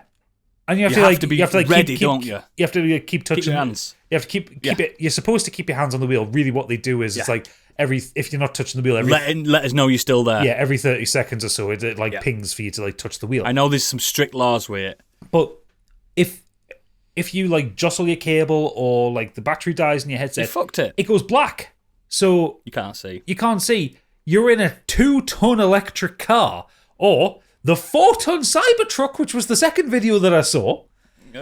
It's absolutely insanity that people have got too much money. well, people have too much money, but it's also what has rotted in these tech bros' brains to think, I'm going to drive my very expensive, very heavy car around whilst wearing a VR headset. The only time I've ever wished for police brutality. The first one, the guy's going, why are they pulling me over? What have I done? Like that guy. You're like a pillock. He needed a fucking nightstick beating. He needed to be like thrown to the ground and the shit kicked out of him. For being surprised that he got pulled over for having a fucking VR Did you see the drop headset test on. of it? The 2 feet drop test, and it just shatters. Yeah. 2 foot. To be fair, they said when they pulled that off, when actually it still works, that's just a protective. Oh yeah, but still, it looks ungodly, doesn't it? Yeah. I mean, again, I mentioned it in his Discord. Too expensive. Google Glass was better, and you could drive with it. Google Glass looks like Gadget's glasses right now. It looks exactly. Yeah, it just had like a little bit off the side, didn't it? Yeah, that's it. That's it. Yeah, it's just What a fucking stupid thing. And Silly I'm Apple. saying because I follow a lot of the virtual reality subreddits because I'm interested in virtual reality for gaming and obviously the tech purposes. Seeing so many like pictures of like people just like sat out having conversations with each other while tapping away in midair with with their Apple Vision Pros on. I'm like, they don't know that they look like cunts. They really don't know how stupid they look. And right, I think the final worst part of it is it looks like the fucking masks that they wore in the Ready Player One film, and I'm still angry about that film. Yeah. Strap into the Oasis Gadget. We're going in. No! Breaking news. Right. Breaking news. Even though breaking we're so far into this bloody podcast with news so far, you're going to have to edit some of this out, I think. I know. Angry Kurt's posted in the Discord, Microsoft plan to launch Starfield on PlayStation 5. It's just rumours at the moment, but a source, There's your exclusive, baby. according to a source who remain anonymous because they're not authorised to talk about this, they plan on releasing some Bethesda games, and it's apparently going to come to the PlayStation 5 after the Shattered Space expansion for Xbox and Because PC. they've made no fucking money. That's why. It sold loads. Yeah, it did. Starfield sold loads. It's one of the biggest selling games on Steam last year. On Steam. I'm on about on consoles because everyone on Xbox got it for free, didn't they? That's what I'm saying. Oh, we'll play it. Kenny, can I borrow your watch? Still haven't Play it played when it it yet. comes around. Yeah, no worries. I didn't wear it. It's good. Oh, she doesn't Good wear game. it. Good game. What? Further breaking news. Somewhere. Tat. Right, we're going to have a really rapid, quick. Nexus? What we used to I call haven't got a Nexus lot, now. honestly. What? Go on then, Biggie. What you been doing? Fast. Just really quickly, I finished The Detectorists, all 3 seasons. Really, really good. Please watch that. It's beautifully done. Very, very funny. I watched Saltburn that you guys covered the other week. Tasty, isn't it? Mad as a bag as hammers. Did not see where it was going half. Did not see where it was going half the time. Really enjoyed that. Really outstanding performance by majority of the actors, to be honest. It is confirmed that it is murder on the dance floor. It is. Yeah. It's a great film. But yeah, yesterday I took the daughter out to cinema to watch Migration. It is literally a fine animated movie. It is literally a film. It is a film. It's for kids. They'll love it at that sort of age. My daughter. Do you recommend it for adults? No, it hasn't got a decent plot. It's not very exciting. It's got a heist in there that isn't exciting. It's just absolutely fine entertainment for your kids for half term, but don't expect anything for an adult point of view. There isn't an awful lot to laugh at. Sometimes we have to make these sacrifices. I did take my daughter to see the Nutcracker, Barbie Nutcracker. Ooh. Not very good, but she loved Yeah. it. Kids are all entertained. In fact, lots of kids clapped at the end of the movie, which is quite funny. But yeah. Lots of adults clapped when I watched Endgame, mate. Don't worry about that. You know what the best movies for adults for animation that we've covered on this podcast, this is not one of them. Legend of the Overfiend. Yep. Yeah, don't I can't I can't agree more, Gadget. I can't agree more. Cool. That'll do me, Biggie. That's something for the pod art. A film called Migration. Candy, quick as you like. Well, I did 2 things, and I think I'm going to let you jump in on one of them by the sounds of it. The first thing I did was purely for wanting to get on the zeitgeist of it. I wanted to jump on the bandwagon. Okay. I dipped my toe into Palworld, and then I do want to know about this. then I dipped it back out again because it's going to be a game that it would be so addictive for my particular. Like, it scratches that part of my brain. Yeah. A lot of people have told me this. Like, someone told me, if you got on this Oodles, we wouldn't see you for a very long time. I love building things, and this is like the building simulator. And there's cute. I like turning things into slaves. So you'd love it. You'd absolutely love it. You should see me on Lemmings, mate.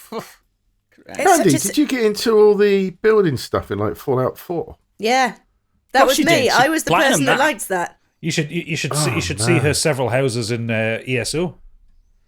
Building things is great. Hours and hours the of house, work. the house I like building built things. I in don't like Valheim chopping was trees amazing. down. The other lads were building like Viking halls, which are like just big, long, rectangular halls. I was like, it's all well and good, but mine was You like, did a new build. oh, mine was like lavish with big open like spaces. It looked like a fucking cathedral, and I had like stuff all over the wall and a big, massive bed. They had like Good, innit? shitty little. I can't be. I want to shoot things. Oh yeah, I did all that as well. Oh yeah, in Build Valheim. stuff. You want to shoot things in Valheim, do you? Wrong game. No, you do that in that. You could get I'm talking about Fallout. bow and arrow. That's how you take trolls down. Best way. Fire an arrow. You don't shoot an arrow. You don't shoot an arrow. Anyway, Palworld. Anyway, Palworld, you can actually you can entrap and enslave humans as well. So now that's we're pretty talking. fun. But Now yeah, we're it's God, you're such a Bristolian. That's what they do down there, isn't it? yes, less Colston. said about that, Colston. the better. Yeah. So yeah, like I said, I jumped straight back out of that because it would take up all my time. The main thing I've been doing this week, and disclaimer, I haven't finished it because I'm stuck in a fucking maze, is play Silent Hill: The Short Message, which is the one that was shadow dropped by Konami a couple of days ago during the State of Play. Candy, can I just say, I am probably also stuck in the same maze. The one with the pictures. The one with the pictures. I'm also stuck as well. Fucking thing, man. This is, that sucked all the enjoyment. It's a 2-hour long game, I think, maybe That's pushing what it. they say, don't they? 2-3 hours. I think I spent 2 hours in this fucking maze. I think I'm on 2 hours 30. Other than that, bit of a snooze fest. It's all How good very, is it? all very teen angsty. It's all very, Life is strange. it's all very Life is Strange, but just dull. It is the Pyramid Head origin No, story. Pyramid isn't Head's it? not in it. Angsty, No, you get angsty chased Pyramid around Head. by a fucking branch of cherry blossom. Yes, weird. This has nothing to do with Pyramid Head, this one. This is not the origin story we need of Pyramid Head. I've heard it's been getting some bad reviews. It's not good. It's just there's nothing really that redeeming. It's pretty-ish, but it's not even. It looks PlayStation 4 graphics to me. I will say what is good is the sound design actually is pretty fucking good. Yeah, it sounds great. It's not ugly. Don't get me wrong. It's not ugly. It's just. It's a concept. I know that. We all know that. We all know it's a free playable teaser type concept thing, but. From what you guys have told me, PT was on another level. I was going to say that's the thing. They were trying to do a PT, weren't they? PT was outstanding. If this has got anything of PT's lineage, I don't want to play PT because this is not very good. No, PT was done by people who like properly understand horror and also how to manipulate. PT is an experience. PT was made by people who understand how to manipulate the viewer. Yep. This has got some of that in it, hasn't it, Candy? It's got. I don't know. Well, I don't think it does. I think it's just. I don't want to. Dull? Yeah, it's dull. It glorifies certain things that I don't think it should glorify. Agreed. And it's just not what I want to experience in what's supposed to be a scary game. And this is going to be a loaded question. As a female, do you relate to the female protagonist? I think I'm a female about 20 years too old to relate to them. This is what so my wife was watching it and she went, "Who's this for?" Yeah. She went, "Who's this? Is it for teenagers?" Do you know what I mean? Well, I think it is, but then, I don't think I'd want a 14, 15-year-old playing it. No, same. It's I don't know. It's if this has got what what anything foreshadowing what Silent Hill 2 remake's going to be, it's going to be shit. It's just using a bit of it, it's using the trope of mental health. The same engine disorder. by all means. Yeah. Well, I mean, I don't think there was anything particularly wrong with that, but just wasn't utilised well. But yeah, I think it's just using that trope of mental health and wellness, but not doing it particularly well. And it's not a scary game. It's psychologically just a bit grueling. Yeah. And it's unpleasant to play because of that, not because it's a scary game. I'm just scanning through a review of it at the minute on GameSpot. They gave it a 3 out of 10. This sentence has said everything for me.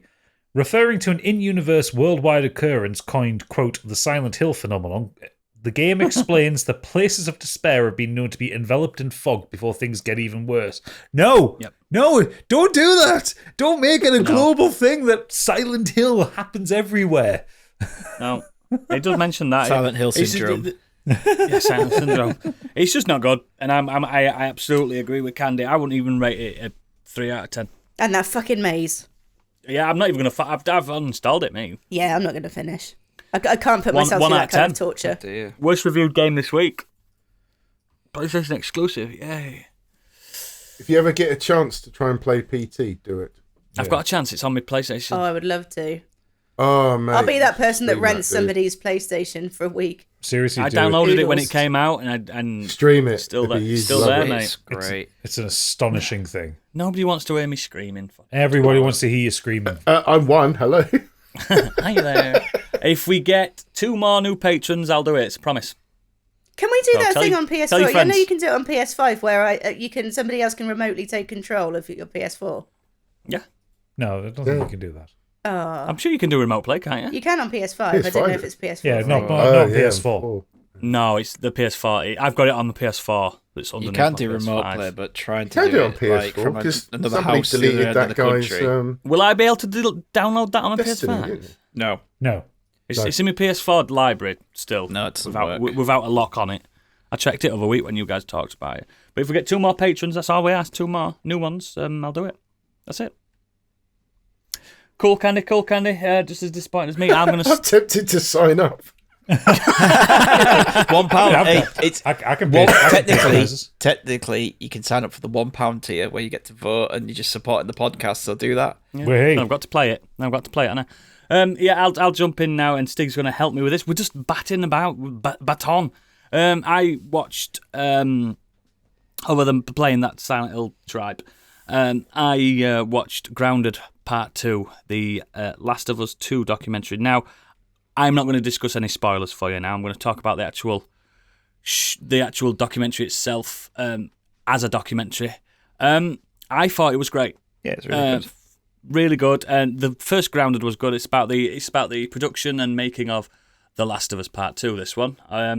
And some of you may be aware, some of you may not be aware, a global pandemic happened during parts of this development, which affects it. They go into that in nice detail.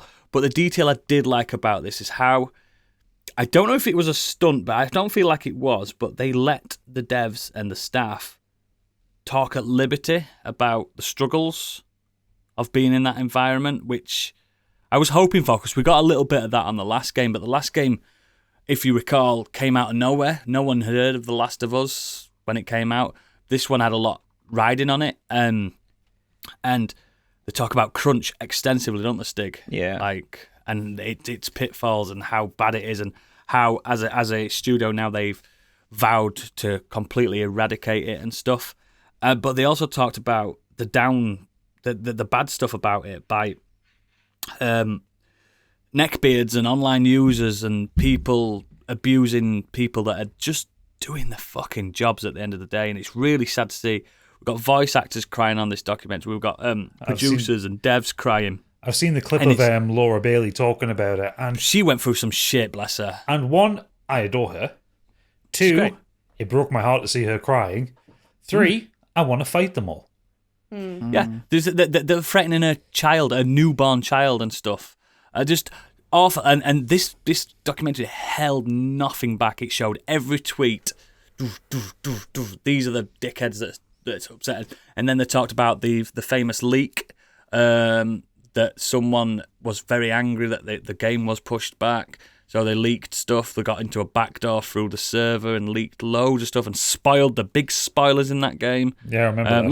Luckily I avoided that. I didn't realise. I did. When they talked about it, I was like, oh yeah, the big spoiler. Well, I were warned. The by big it. spoiler of the game. I was like, look, I didn't see anything, but just I agree. Like, I loved that it showed all the good stuff and highlighted the good stuff. Like when they went to PSX and they released the original trailer for it, and I watched that and I just thought, as much as I never watched E3, it's sad that we just don't get that, and now it is just people reacting on Twitch. It's better in person, crowd, isn't it? When you put it that way, it had them sat in the crowd, like Troy Baker and Ash Johnson was sat in the crowd, Neil Druckmann waiting for people's reactions and stuff. And that trailer was brutal, man. That was just like the hanging trailer. Yeah. I think the first trailer. No, the first trailer was the singing trailer, wasn't it? The guitar. Playing the guitar, but there was a dead body with a machete next to it. Although that trailer makes no sense. It's deliberate, isn't it? Yeah, it's bait and switch. It actually it makes no sense with what happens in the story. Anyway, but yeah, I really enjoyed it, and they do get into some of the technical sides of things. It's not as much. So if you're into this to see more of the development side, they do touch on some of that stuff and the struggles. Not enough struggles they had with certain lighting and how and environments. But it feels like it was more. They've made it more about the human side and working there and the shit they had to go through. Do you know what I did like seeing, Stig? There's this one guy that started as an intern, and by the end of this documentary, he's a production lead. And it showed that there's progression in that company, and it showed the openness for this boy when he started becoming a lead of men and women. Do you know what I mean? I'm a big fan of development in workplaces, and so I'm living.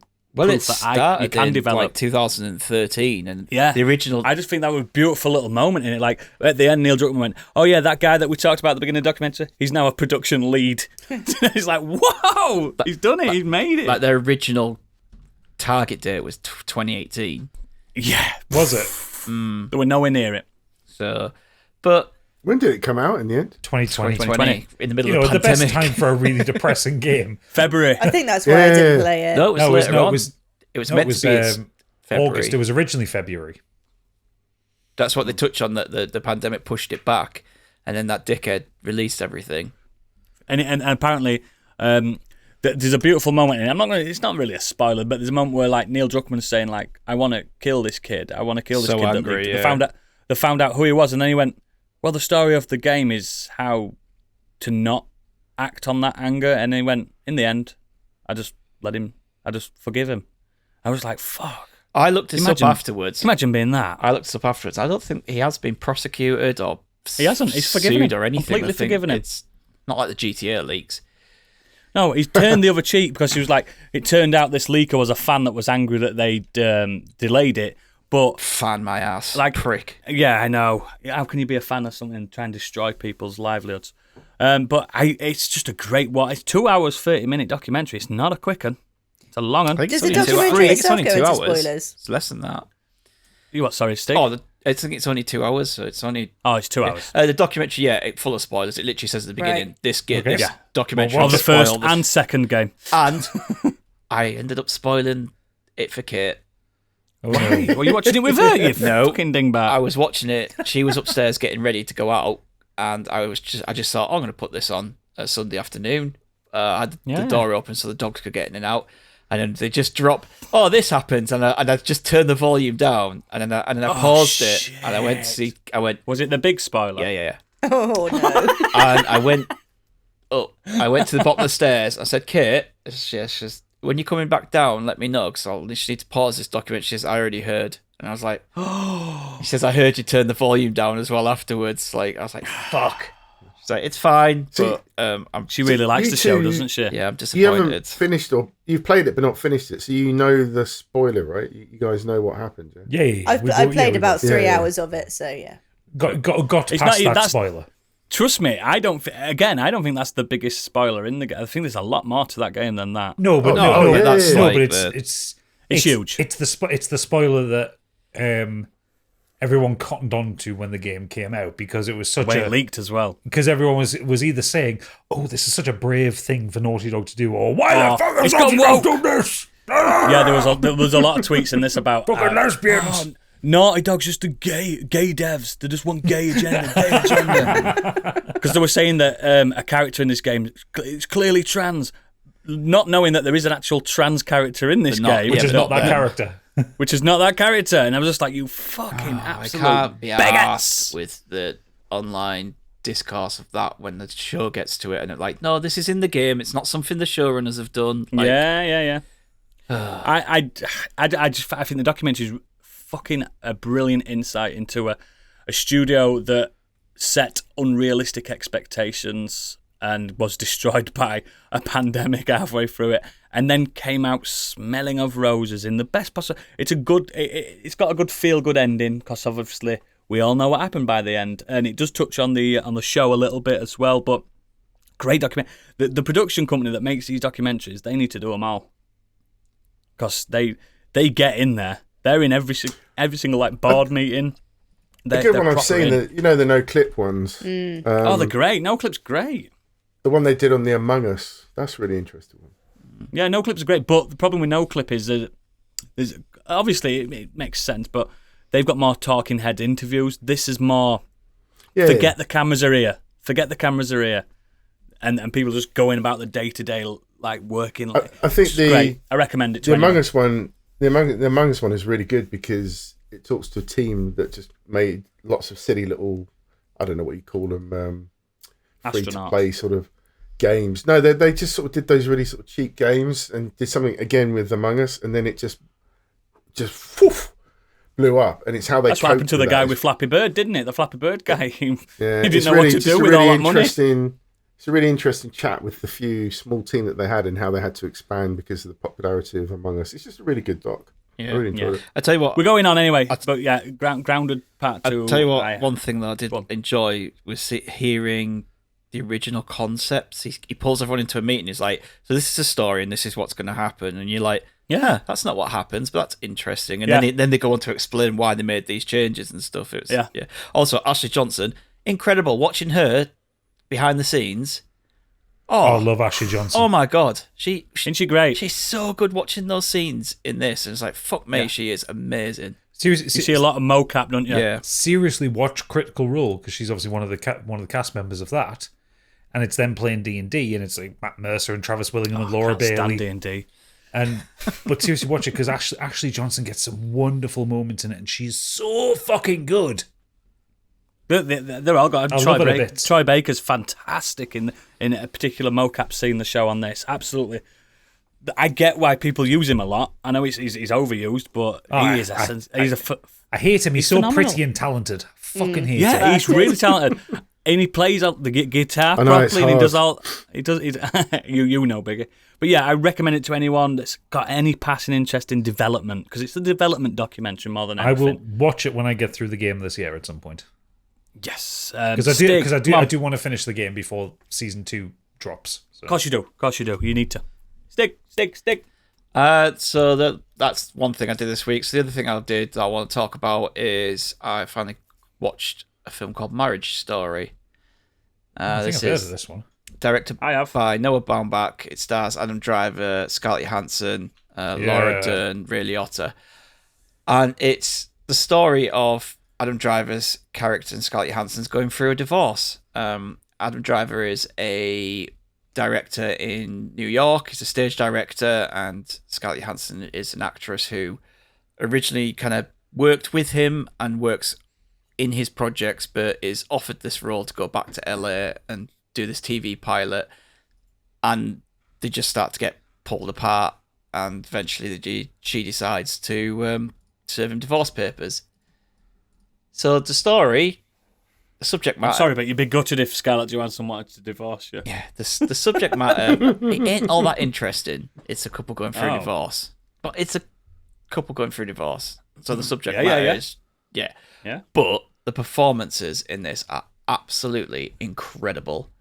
And that's what pulls the story along. Yeah. I loved the framing of this film in that it never once puts you in, I'm on her side, I'm on his side. Yeah. It constantly has them both doing things that you don't agree with, but then also doing things that you do agree with. Like, some of their decisions are both good and bad, both selfish and both selfless. It constantly has you on both sides. It never once goes, well, it starts you off in one side and you think, okay, this is her story, I'm on her side. Mm-hmm. And then she does something and you go, oh, hang on, no, I'm on his side now. And then he'll do something, and so yeah, that's good. It really keeps you like back and forth on it. Just as someone who has actually been through a divorce, that's a really realistic way of portraying it. Because everyone's wrong and everyone's right at the same time. No, everyone's no.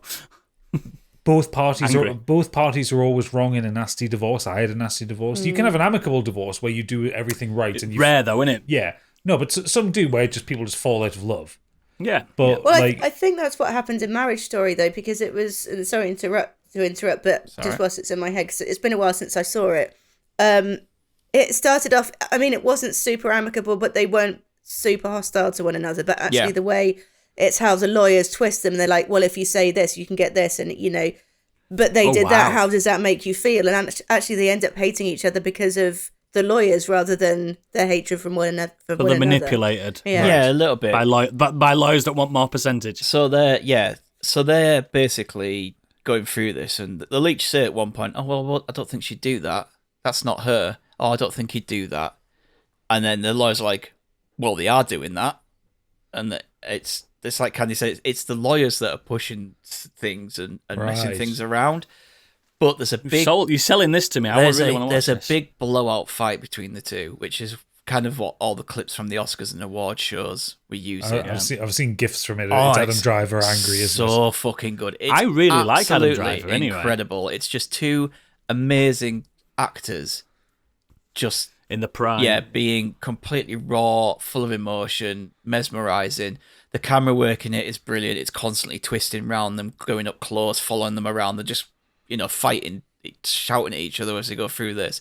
Some of the stuff they say to each other is horrendous, but it is just a really amazing scene.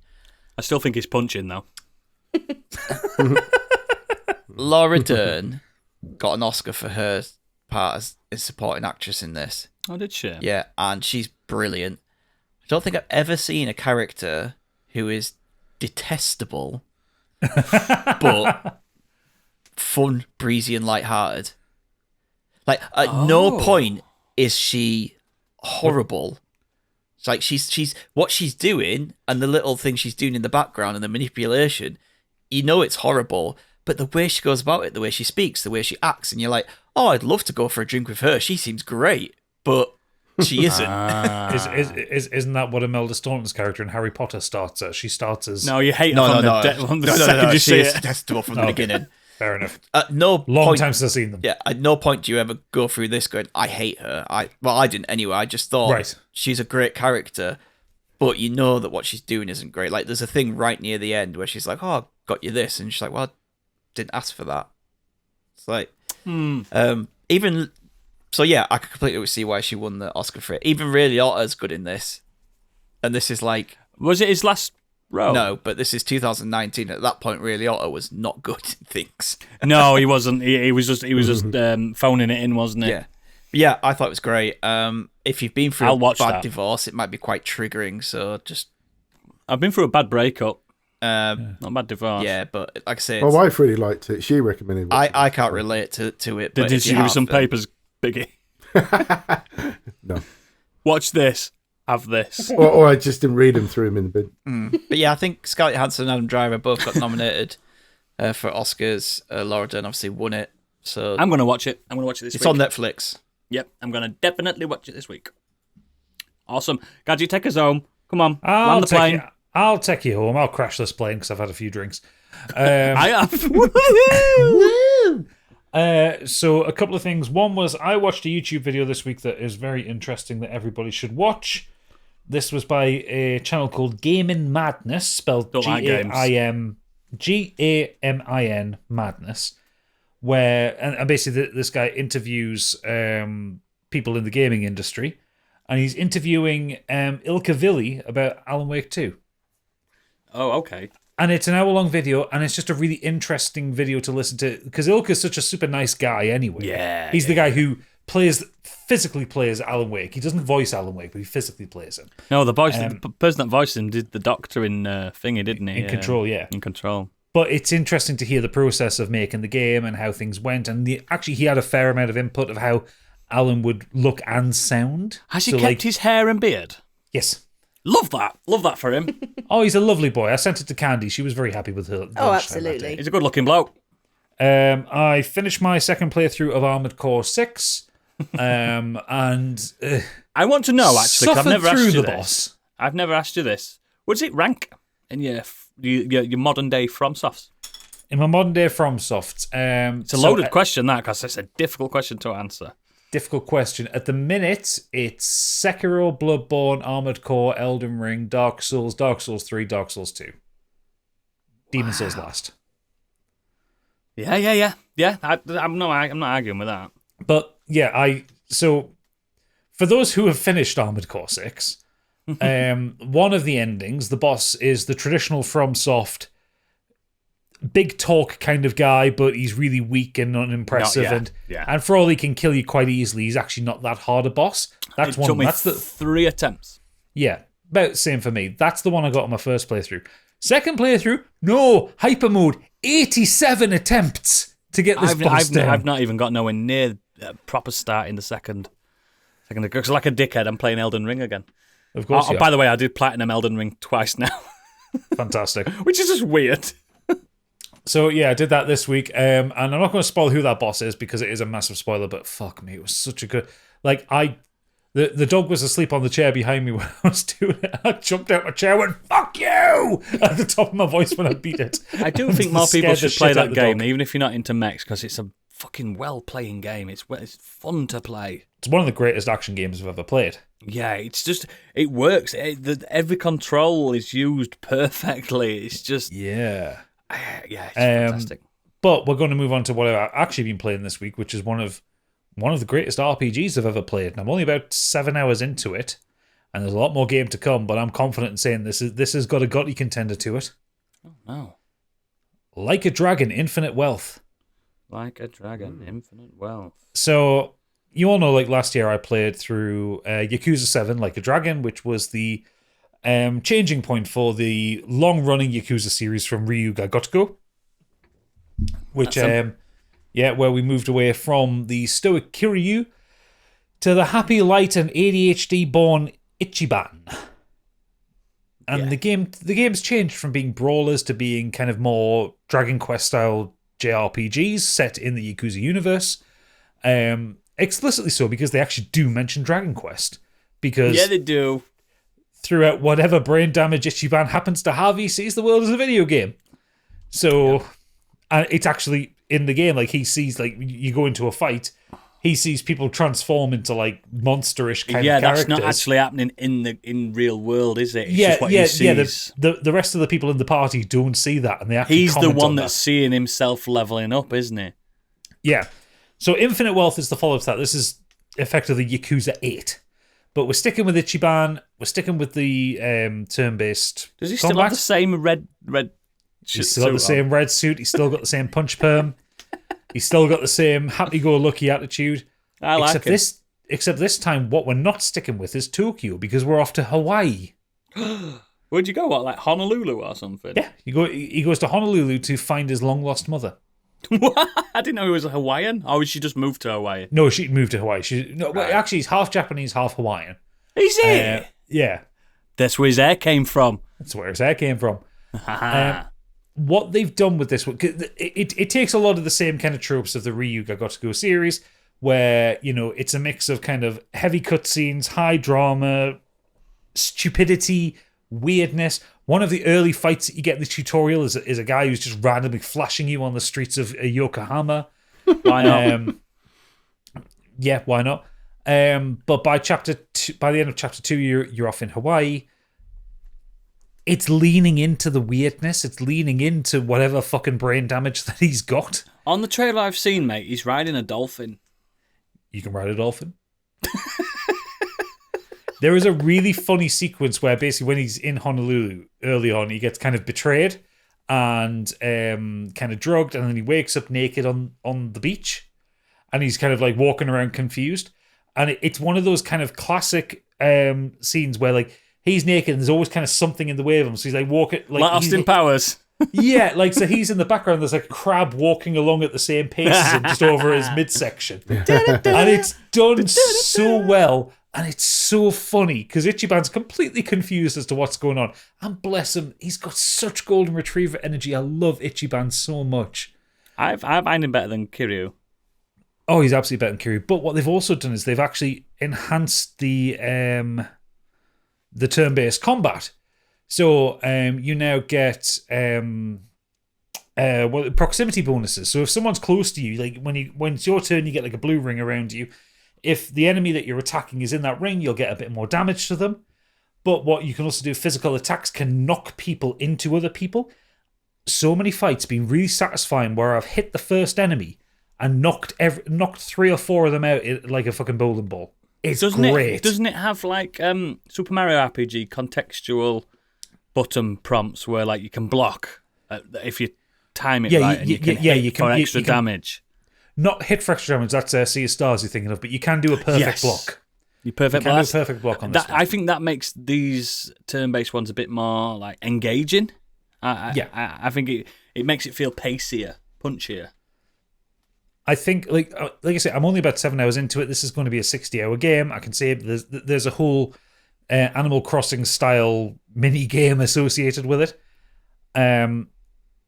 This is one of the greatest JRPGs ever made.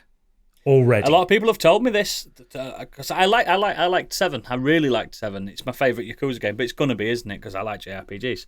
Yeah, I like the series in general, but I was a bit done with Kiryu by that point. Yeah, what this has done is this has ironed out. I mean, so far this has ironed out a lot of the stuff that kind of didn't work in Yakuza 7 and streamlined it. And Ichiban is kind of a bit more front and center.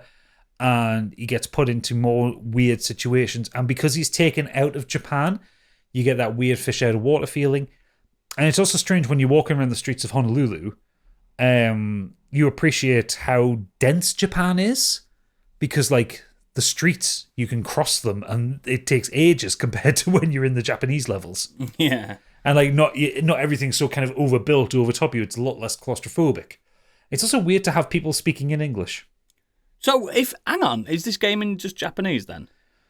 So you can have it. You can have English dub. So when you have an English dub, are the Hawaiians talking a different language? Are they English too? And they just don't. How does that work? I don't know, but I'm doing it subtitled the way it's I supposed would, to be because that's I love his language. That But yeah, I also love Ichiban's voice actor. He's really good at it. I do love that his name actually means number one. Yeah. It's cool. Kasuga Ichiban. Yeah. But what I find really funny is those moments where Ichiban tries to speak English.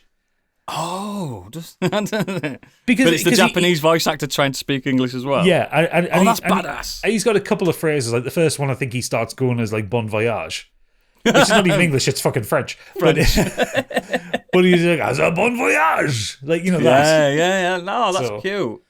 I'm going to play this. No, you should. You'll fucking love it. I love the last one. It's a wonderful game. And also Kiryu.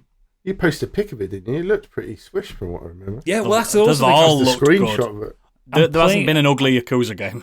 I'm playing it on Steam Deck, casted up to the telly. It looks incredible. And I'm playing like solid 60 frames a second in 1080p. It's wonderful. Oh, I can't wait. I'm going to jump into that after Final Fantasy. Yeah, no, you know me. I want to play a JRPG after a JRPG. You need to stack them up, yeah. But yeah, you'll fucking love this, Oodles. And can't wait. Actually, I think this is a really good entry point for people into the Like a Dragon series because it does a really good job of contextualizing what happened in the previous game. So you don't need to have played 7. There'll be some stuff that doesn't kind of work. And also, there was one plot hole I don't like, which is that at the start of the game, so you remember the mini game in Yakuza 7 is the business thing, and you become like Japan's greatest CEO. Yeah, a mogul. Yeah, at the start of Infinite Wealth, you're working in Hello Work, trying to help people you're basically working in a job center, trying to get people jobs. Yeah. that's badass. Like, hang on a second, I was a billionaire before. Yeah, but a billion yen's not that much, to be fair. Still, but anyway, yeah. I really highly recommend it, and I think it's a solid GOTY contender. The last one was. It was? So, yeah, it's a great studio. I don't have to play that interim one that's just come out either, do I? No, you don't. Man with no name or whatever. The man who erased his name contextualizes a few things. Mostly it kind of connects how Kiryu gets from 7 to Infinite Wealth. I know he's in this. He's on the box art. He's got a lovely emo grey haircut. He's like an elder emo at this point. Into it. Cool. It's been a long episode. Have we got any feedback? We do. King Hagrid says, had a busy week, not done much, but I caught up with the Masked Singer and the kids, and Beck. She has a really good ear for voices and got most of the answers correct. The Masked Singer. I remember watching the first series of that. Funny show. And I love it when the judges think, I think that's John Bon Jovi. Do you think he's going to come onto fucking The Masked Singer? Do you think he's going to waste his fucking time and come onto The Masked Singer? They always say it's someone like, is that Arnold Schwarzenegger? Are you stupid? These are Z-list celebrities all the time. We've also started watching Hannibal, which so far has been phenomenal. I'm not quite sure how they keep it so tense despite the obvious Hannibal being the big bad. Read the books as well, mate. Yeah, Hannibal's a great show. Friend of the pod, enemy of Oodles, Monk's Boy is written in. I went to see Argyle on Saturday, which is interesting. It's not terrible. It's got some awful CGI and some weird choices were made. Not to be watched if you get motion sickness easily. Oh. To make ourselves feel better, we watched Mr. and Mrs. Smith on Prime, and all I want to say about that is watch it, it's wickedly funny. It's been getting 10 out of 10s, that show. Yeah. Oh, and if it can be rounded off by calling Oodles a cunt, that would be great. Yep. Check. Xenos is up saying, this week I've been ill. It's a chest infection. I'm on antibiotics for it at the moment. Review, 0 out of 10. Do not recommend a chest infection. Hope you get well soon, pal. Yes. Outside of that, he's back on his Minecraft thing. We've now killed several withers on our Minecraft server and upgraded our spell books to the final tier. I can now cause full-blown lightning strikes. Combining those with a number of other glyphs, I accidentally create a spell that drops an 8x3x1 wall of lightning strikes on something, then change that to everything in a 30-block radius and fires it again at all of them until the server crashed. I'm not doing that again. We are finally on to finishing the giant tree house, though it's taken a lot of work to construct and decorate, but we now have some help in the form of... What the fuck does that word say? Whirly sprigs? Whirly sprigs? Which are little helicopter dryads that can replicate organic blocks placed near them. It's all very well having an infinite supply of cherry wood for the trunk, but we wanted to use mangrove planks for the floors inside, and mangrove is absolutely the biggest pain in the arse to work with because mangrove trees sprout 30 blocks of useless roots between the ground and actually used for wood, and only about 2 wood blocks in the trunk itself if you get unlucky. Fortunately, we can just ask the sprites to duplicate the wood for us now. Why not? I've also discovered that with my armor fully upgraded, I'm basically immune to falling damage and crashing damage, which has allowed me to use an Elytra glider without worrying about crashing into trees. Instead, I'm fast enough with one that the server keeps hiccuping and dragging me back to 0 speed because it's afraid of my power. I was hoping to have updates on another game for you this week, but it turns out it was only running a one-night stress test. I went to sleep shortly before it finished. More to come on that in a few weeks when it's properly available. Thank you, Xenos. Do you know when he describes his adventures in Minecraft, it reminds me of what my wife must be feeling. Don't say it like that. When I'm trying to explain to her the law of Minecraft, it reminds me of what I'm explaining my wife the law of Metal Gear Solid to her. I understand the words. He's speaking English, but I'm just like, what is going on? Do you know what I mean? But I do appreciate the effort he's putting into it. I fucking love it, but I honestly did not know Minecraft was this kind of game. No, he's going to create Skynet, isn't he? Yeah, I love it. I like these vlogs every week. I'm into it, but it's frightening. I'll never play that game because it sounds too complicated. Plenty has come on, Mr. Worldwide himself. Evening all, looking sharp. Thank you. I put my best shirt on tonight. This week's media consumption has been mostly films. He's written that phonetically, as one might expect from a film podcaster. Oh. Romancing the Stone was our patron's pick this month. Michael Douglas is a shit tier Indiana Jones, but not quite as shit tier as Diarrhea of Destiny. Did we get 100 things, or did we just bang on about cars and guns for an hour? You'll have to listen to find out. He banged on about guns and cars for an hour, didn't he? Yeah, he did. I like Romancing the Stone. Good film. Friday night viewing was Wonka. Stig was right. I really enjoyed it. What? You're telling me Stig was right? He's been right a lot lately. Do you know what's been right a lot. Do you know what's funny? Is I just had a message from my friend saying, next time you recommend a film, please advise in advance whether it's a musical or not. And I was like, Wonka's like, yeah. And I was like, well, I enjoyed it. So did all these. It's not my fault. You're enjoying this. I don't get this musical hate. Who hates music? He goes on to say, so really enjoyed it, especially Snuffbox's Rich Fuller returning to the big screen. Rich Fulcher, rather. Although I do think most of the songs were forgettable. I also finally convinced Rachel to watch Saltburn again. Saltburn, yeah? Yeah, and boy, am I glad we did. If, like me, you hate posh people, you'll get a real buzz out of this. The second Bazza film in a week for me, and he just keeps on getting better, said Barry Keoghan. It's so good. It's got a belting soundtrack and some of the best fuck right off moments I've seen in a film in the last 12 months. Anyway, I better go. I've got a bath to clean. Yes! I can't wait for next pod meeting. Everyone get in bath. I've done worse. I have. I'm not getting in the hot tub. Yeah, you are. Last up, we have Angry Kurt. Oh, this week was a pretty big week for me as it saw the release of perhaps my most anticipated game in recent years, in Suicide Squad Kill the Justice League.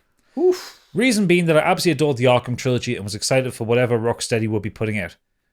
Oodles, he's ignoring Origins. He said trilogy. Why is he doing that? Because it's a trilogy. Origins is a prequel. As you know, the Made by previews someone around this else. game weren't great and neither have been the reviews, but here are my thoughts after 10 hours. I'll start with the negatives. The main one being the mission structure, which really is repetitive outside the bosses. Whether it's a side mission or a main mission, you're always doing the same thing of defending something from hordes of enemies. It's definitely the worst part of the game. I also don't think the characters are balanced at all that well, as to me, King Shark is by far the most fun, followed by Deadshot. Harley and Captain Boomerang just aren't when it comes to the movement within them. I also think the world of Metropolis is a big come down after the Arkham games. It feels very empty in comparison to those games and rather dull. But for the good though, the gameplay I feel is really a lot of fun. The shooting mechanics are solid and has some cool effects for your weapons and reminds me of Doom 2016 in that the gameplay is very kinetic. You're encouraged to be aggressive rather than taking cover and standing still taking shots. It's so much fun that it helps overcome the repetitive mission structure. The production value, story and writing are also top notch too. and up there with the best of this generation. The writing and voice acting in particular is great and has been one of the funniest games I've played in years. Some of the lines are laughing out loud funny. If you liked Guardians of the Galaxy films or the last Suicide Squad film, you know what kind of humour to expect. So I've been enjoying it. I know it might not be a lot for some of you, but 10 hours into a game in less than a week is a lot for me. So I know it's doing something right. I think by the time I'm done, it will be like a 7 out of 10 experience for me, so I would recommend it when it's cheaper or on Game Pass/PS Plus. The only other things I've done this week is start Masters of the Air, but only one episode in. I also started a book called The Secret Agent. No, it's not about spies, it's about the world of football agents. It's written by an anonymous football agent about the dodgy dealings in football and looking after players. Ooh. It's been a bit disappointing, if I'm honest, which is a shame. For fuck's sake. It has some decent stories and insight in it, but there's a lot of repeated stuff, and despite being anonymous, he isn't willing to reveal any names. It also really plays into the stereotype of both agents and footballers, which I'm not really fond of. Yeah. Sure, there are footballers only interested in cars and women and are thick, but this guy makes it like they're all the same. Cheers, Kurt. Yeah. I'm looking for a decent football book lately. I'm back in. Danny, a champion of the world. I've read it loads, mate. I've read it loads. Yeah, excellent. Thank you, everyone, for sending us that feedback. As always, links to all our extracurricular activity is in our little show notes and at modernescapism.co.uk. I'm trying to rush. Please consider becoming a patron, because you know what? It funds as addictions that we've got. Two more patrons and Noodles will play PT on stream for you all. Fucking do it. He'll scream. Yeah, he'll be great. But this is where we usually end the show. We missed it last week. Oh, it's time for Candyland.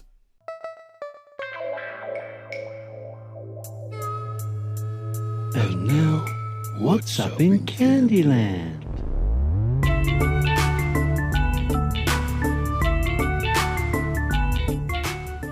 Yeah, sorry about last week. I was doing my tax. I've had quite a lot of wine now. I was watching I'm a bit pissed, mate. I'm loving it. I'm enjoying myself. It's the bubbles, isn't it? Bloody Prosecco. And on that note... And Guinness, Prosecco and Guinness, I'm mixing. I'm on it, mate. I'm on it. So yeah, no, on that note, I was watching an alcohol advert the other day. And they always... For how long? But they always make these people out to be so refined. They're like perfume adverts, aren't they? Alcohol adverts. Yes, they are. Yeah. They never show people being drunk, which is kind of like. I know people like alcohol for the taste, myself being one, but that's only half of it. You also want to get pissed, because you can get pretty decent fake wines now, fake beers. Yeah, you can. I think before they film the advert, get the actor drunk on that particular alcohol. Into it. So they come on all rosy faced and slurring just a little bit. Not loads. Yeah, look at my cheeks. Look at my cheeks. I'm red raw. You've been rosy for a while, I noticed. There you go. Yeah, not like sloppy drunk, but just, having a good time. This is the level of drunk. Because, some alcohols, they make you angry drunk. Some alcohols, they make you happy drunk. You get wine drunk. That's a particular type of drunk. That's what you are. Everyone knows wine drunk follows the worst hangover. No, the worst hangover follows wine drunk. Sorry, drunk. I'm drunk. You know what follows wine drunk is fucking spending £108 on Temu. On what? On what? Temu, whatever it's called. Temu. Oh, the Chinese. I don't know how it steals your card details. The one that steals your card details and she's got no money anyway. If anything, the Chinese economy is going to pity her and give her some money. I just don't understand how £2 and £3 and then £4.50 can add up to £108, but whatever. It's when you do it 10 times, mate. That's what happened. 100 times, sorry. What did you order? Candy. I ordered China. Drunk. Your selling of alcohol theory that you wish people have done. Have you not seen the Orson Welles commercial? No. You need to track that down. He's trying to sell a bottle of wine. And he can't do it because he's wankered. You have to watch it. I'd buy it. Yeah, it's a classic. It's so funny. Can you imagine Buffer? That's what it is. Exactly. It's fucking. But also, to actually give an answer for this one, because I do know the answer to this one, the Advertising Standards Authority after the Orson Welles advert, Won't allow it. banned intoxication in adverts for alcohol. Well, let's Same get with rid of them TV for a shows as start. well. That they don't drink real beer in TV shows. Do they? They drink like a watered down, coloured. Well, yeah, but Apple you juice. can, It's fake. yeah, You can have you can zero act, alcohol. can't you? you can act drunk in a TV show. You can't act drunk or appear to be intoxicated in an advert for alcohol. So let's get rid of the It's against board the of law. alcoholic directors then. Yeah, I do. I agree. You mean the Advertising Standards Authority? The advertising standards board of. ASA meant. The board of directors. There's a board of alcoholics. alcoholic directors who are shitting I'm themselves watching right this now. advert now where you talk. Let's get pissed. It's great, isn't it? He goes, they're like action, and he just sits there. His eyes glaze over, and he just sat there, not moving. And the people next to him are like, Orson Welles was a legendary drunk. "Oh, Candy, you got to watch this." Possibly only outshone by Laurence Olivier. Orson Welles also had the greatest last role of his lifetime. It was Unicron in the Transformers movie. Was he? Yeah, that was his last role Yeah. before he died. Oh, fucking hell. What a legacy! The French. Champagne. Candy, I like this Candyland. I'm all about it because, I've Otherwise got you're selling addiction a problems. lie. I've got addiction problems, but being drunk is fucking amazing. I You wouldn't know- say amazing then. you know- Amazing. That I hate the most actually about advertising is with food as well. When like they When they pretend sprayed it they with pretend, water. No, but no, that's fine. That's just whatever. But it's when people eat or they don't, and they just like they kind of go, and like they take like the tiniest bite out of a crisp. Just fucking get it in there. Like it's not I gonna. used to like it when Gary Lineker came out and he ate a massive crisp. There was in one. a Kim Kardashian advert where she was just like she's advertising some food and she goes, and you can see she's not bitten into it. I'm like, you're just thinking like Kim, you aren't going to put any weight They should on do it. biting Yeah, they into should- it. they should- And they have the It's a- perfect open bag of crisps, like it's Yeah. it's got not a crease on the packet. Yeah. They're like, They should It's- do it it's- where it's the- if it's the- they're tucking into an egg mayo sandwich, it just goes all over the face. It's the McDonald's adverts for me because like the burger comes up in front of their mouth and you see like a kind of they have not taken a bite of that sandwich. Because it's not edible. That's why it's not a sandwich. yeah. It's probably That's because made it's out of been clay. there, and it's probably because it's been there all For day. hours. But a crisp, if you're advertising crisps, just fucking get it in, or a I chocolate agree. bar, something like that. Yeah, Like, get it fucking in. yeah. Yeah, too right. Love that, Candy. Love that. And you've ended the show with a plum. What an observation. Thank you for watching, listening, whatever it is. I am a bit drunk. If you're a patron, we'll see you in the green room in a second. We've got the buckets ready for the throw up. If everyone else, it's the end of the show. Bye. Bye. Yeah.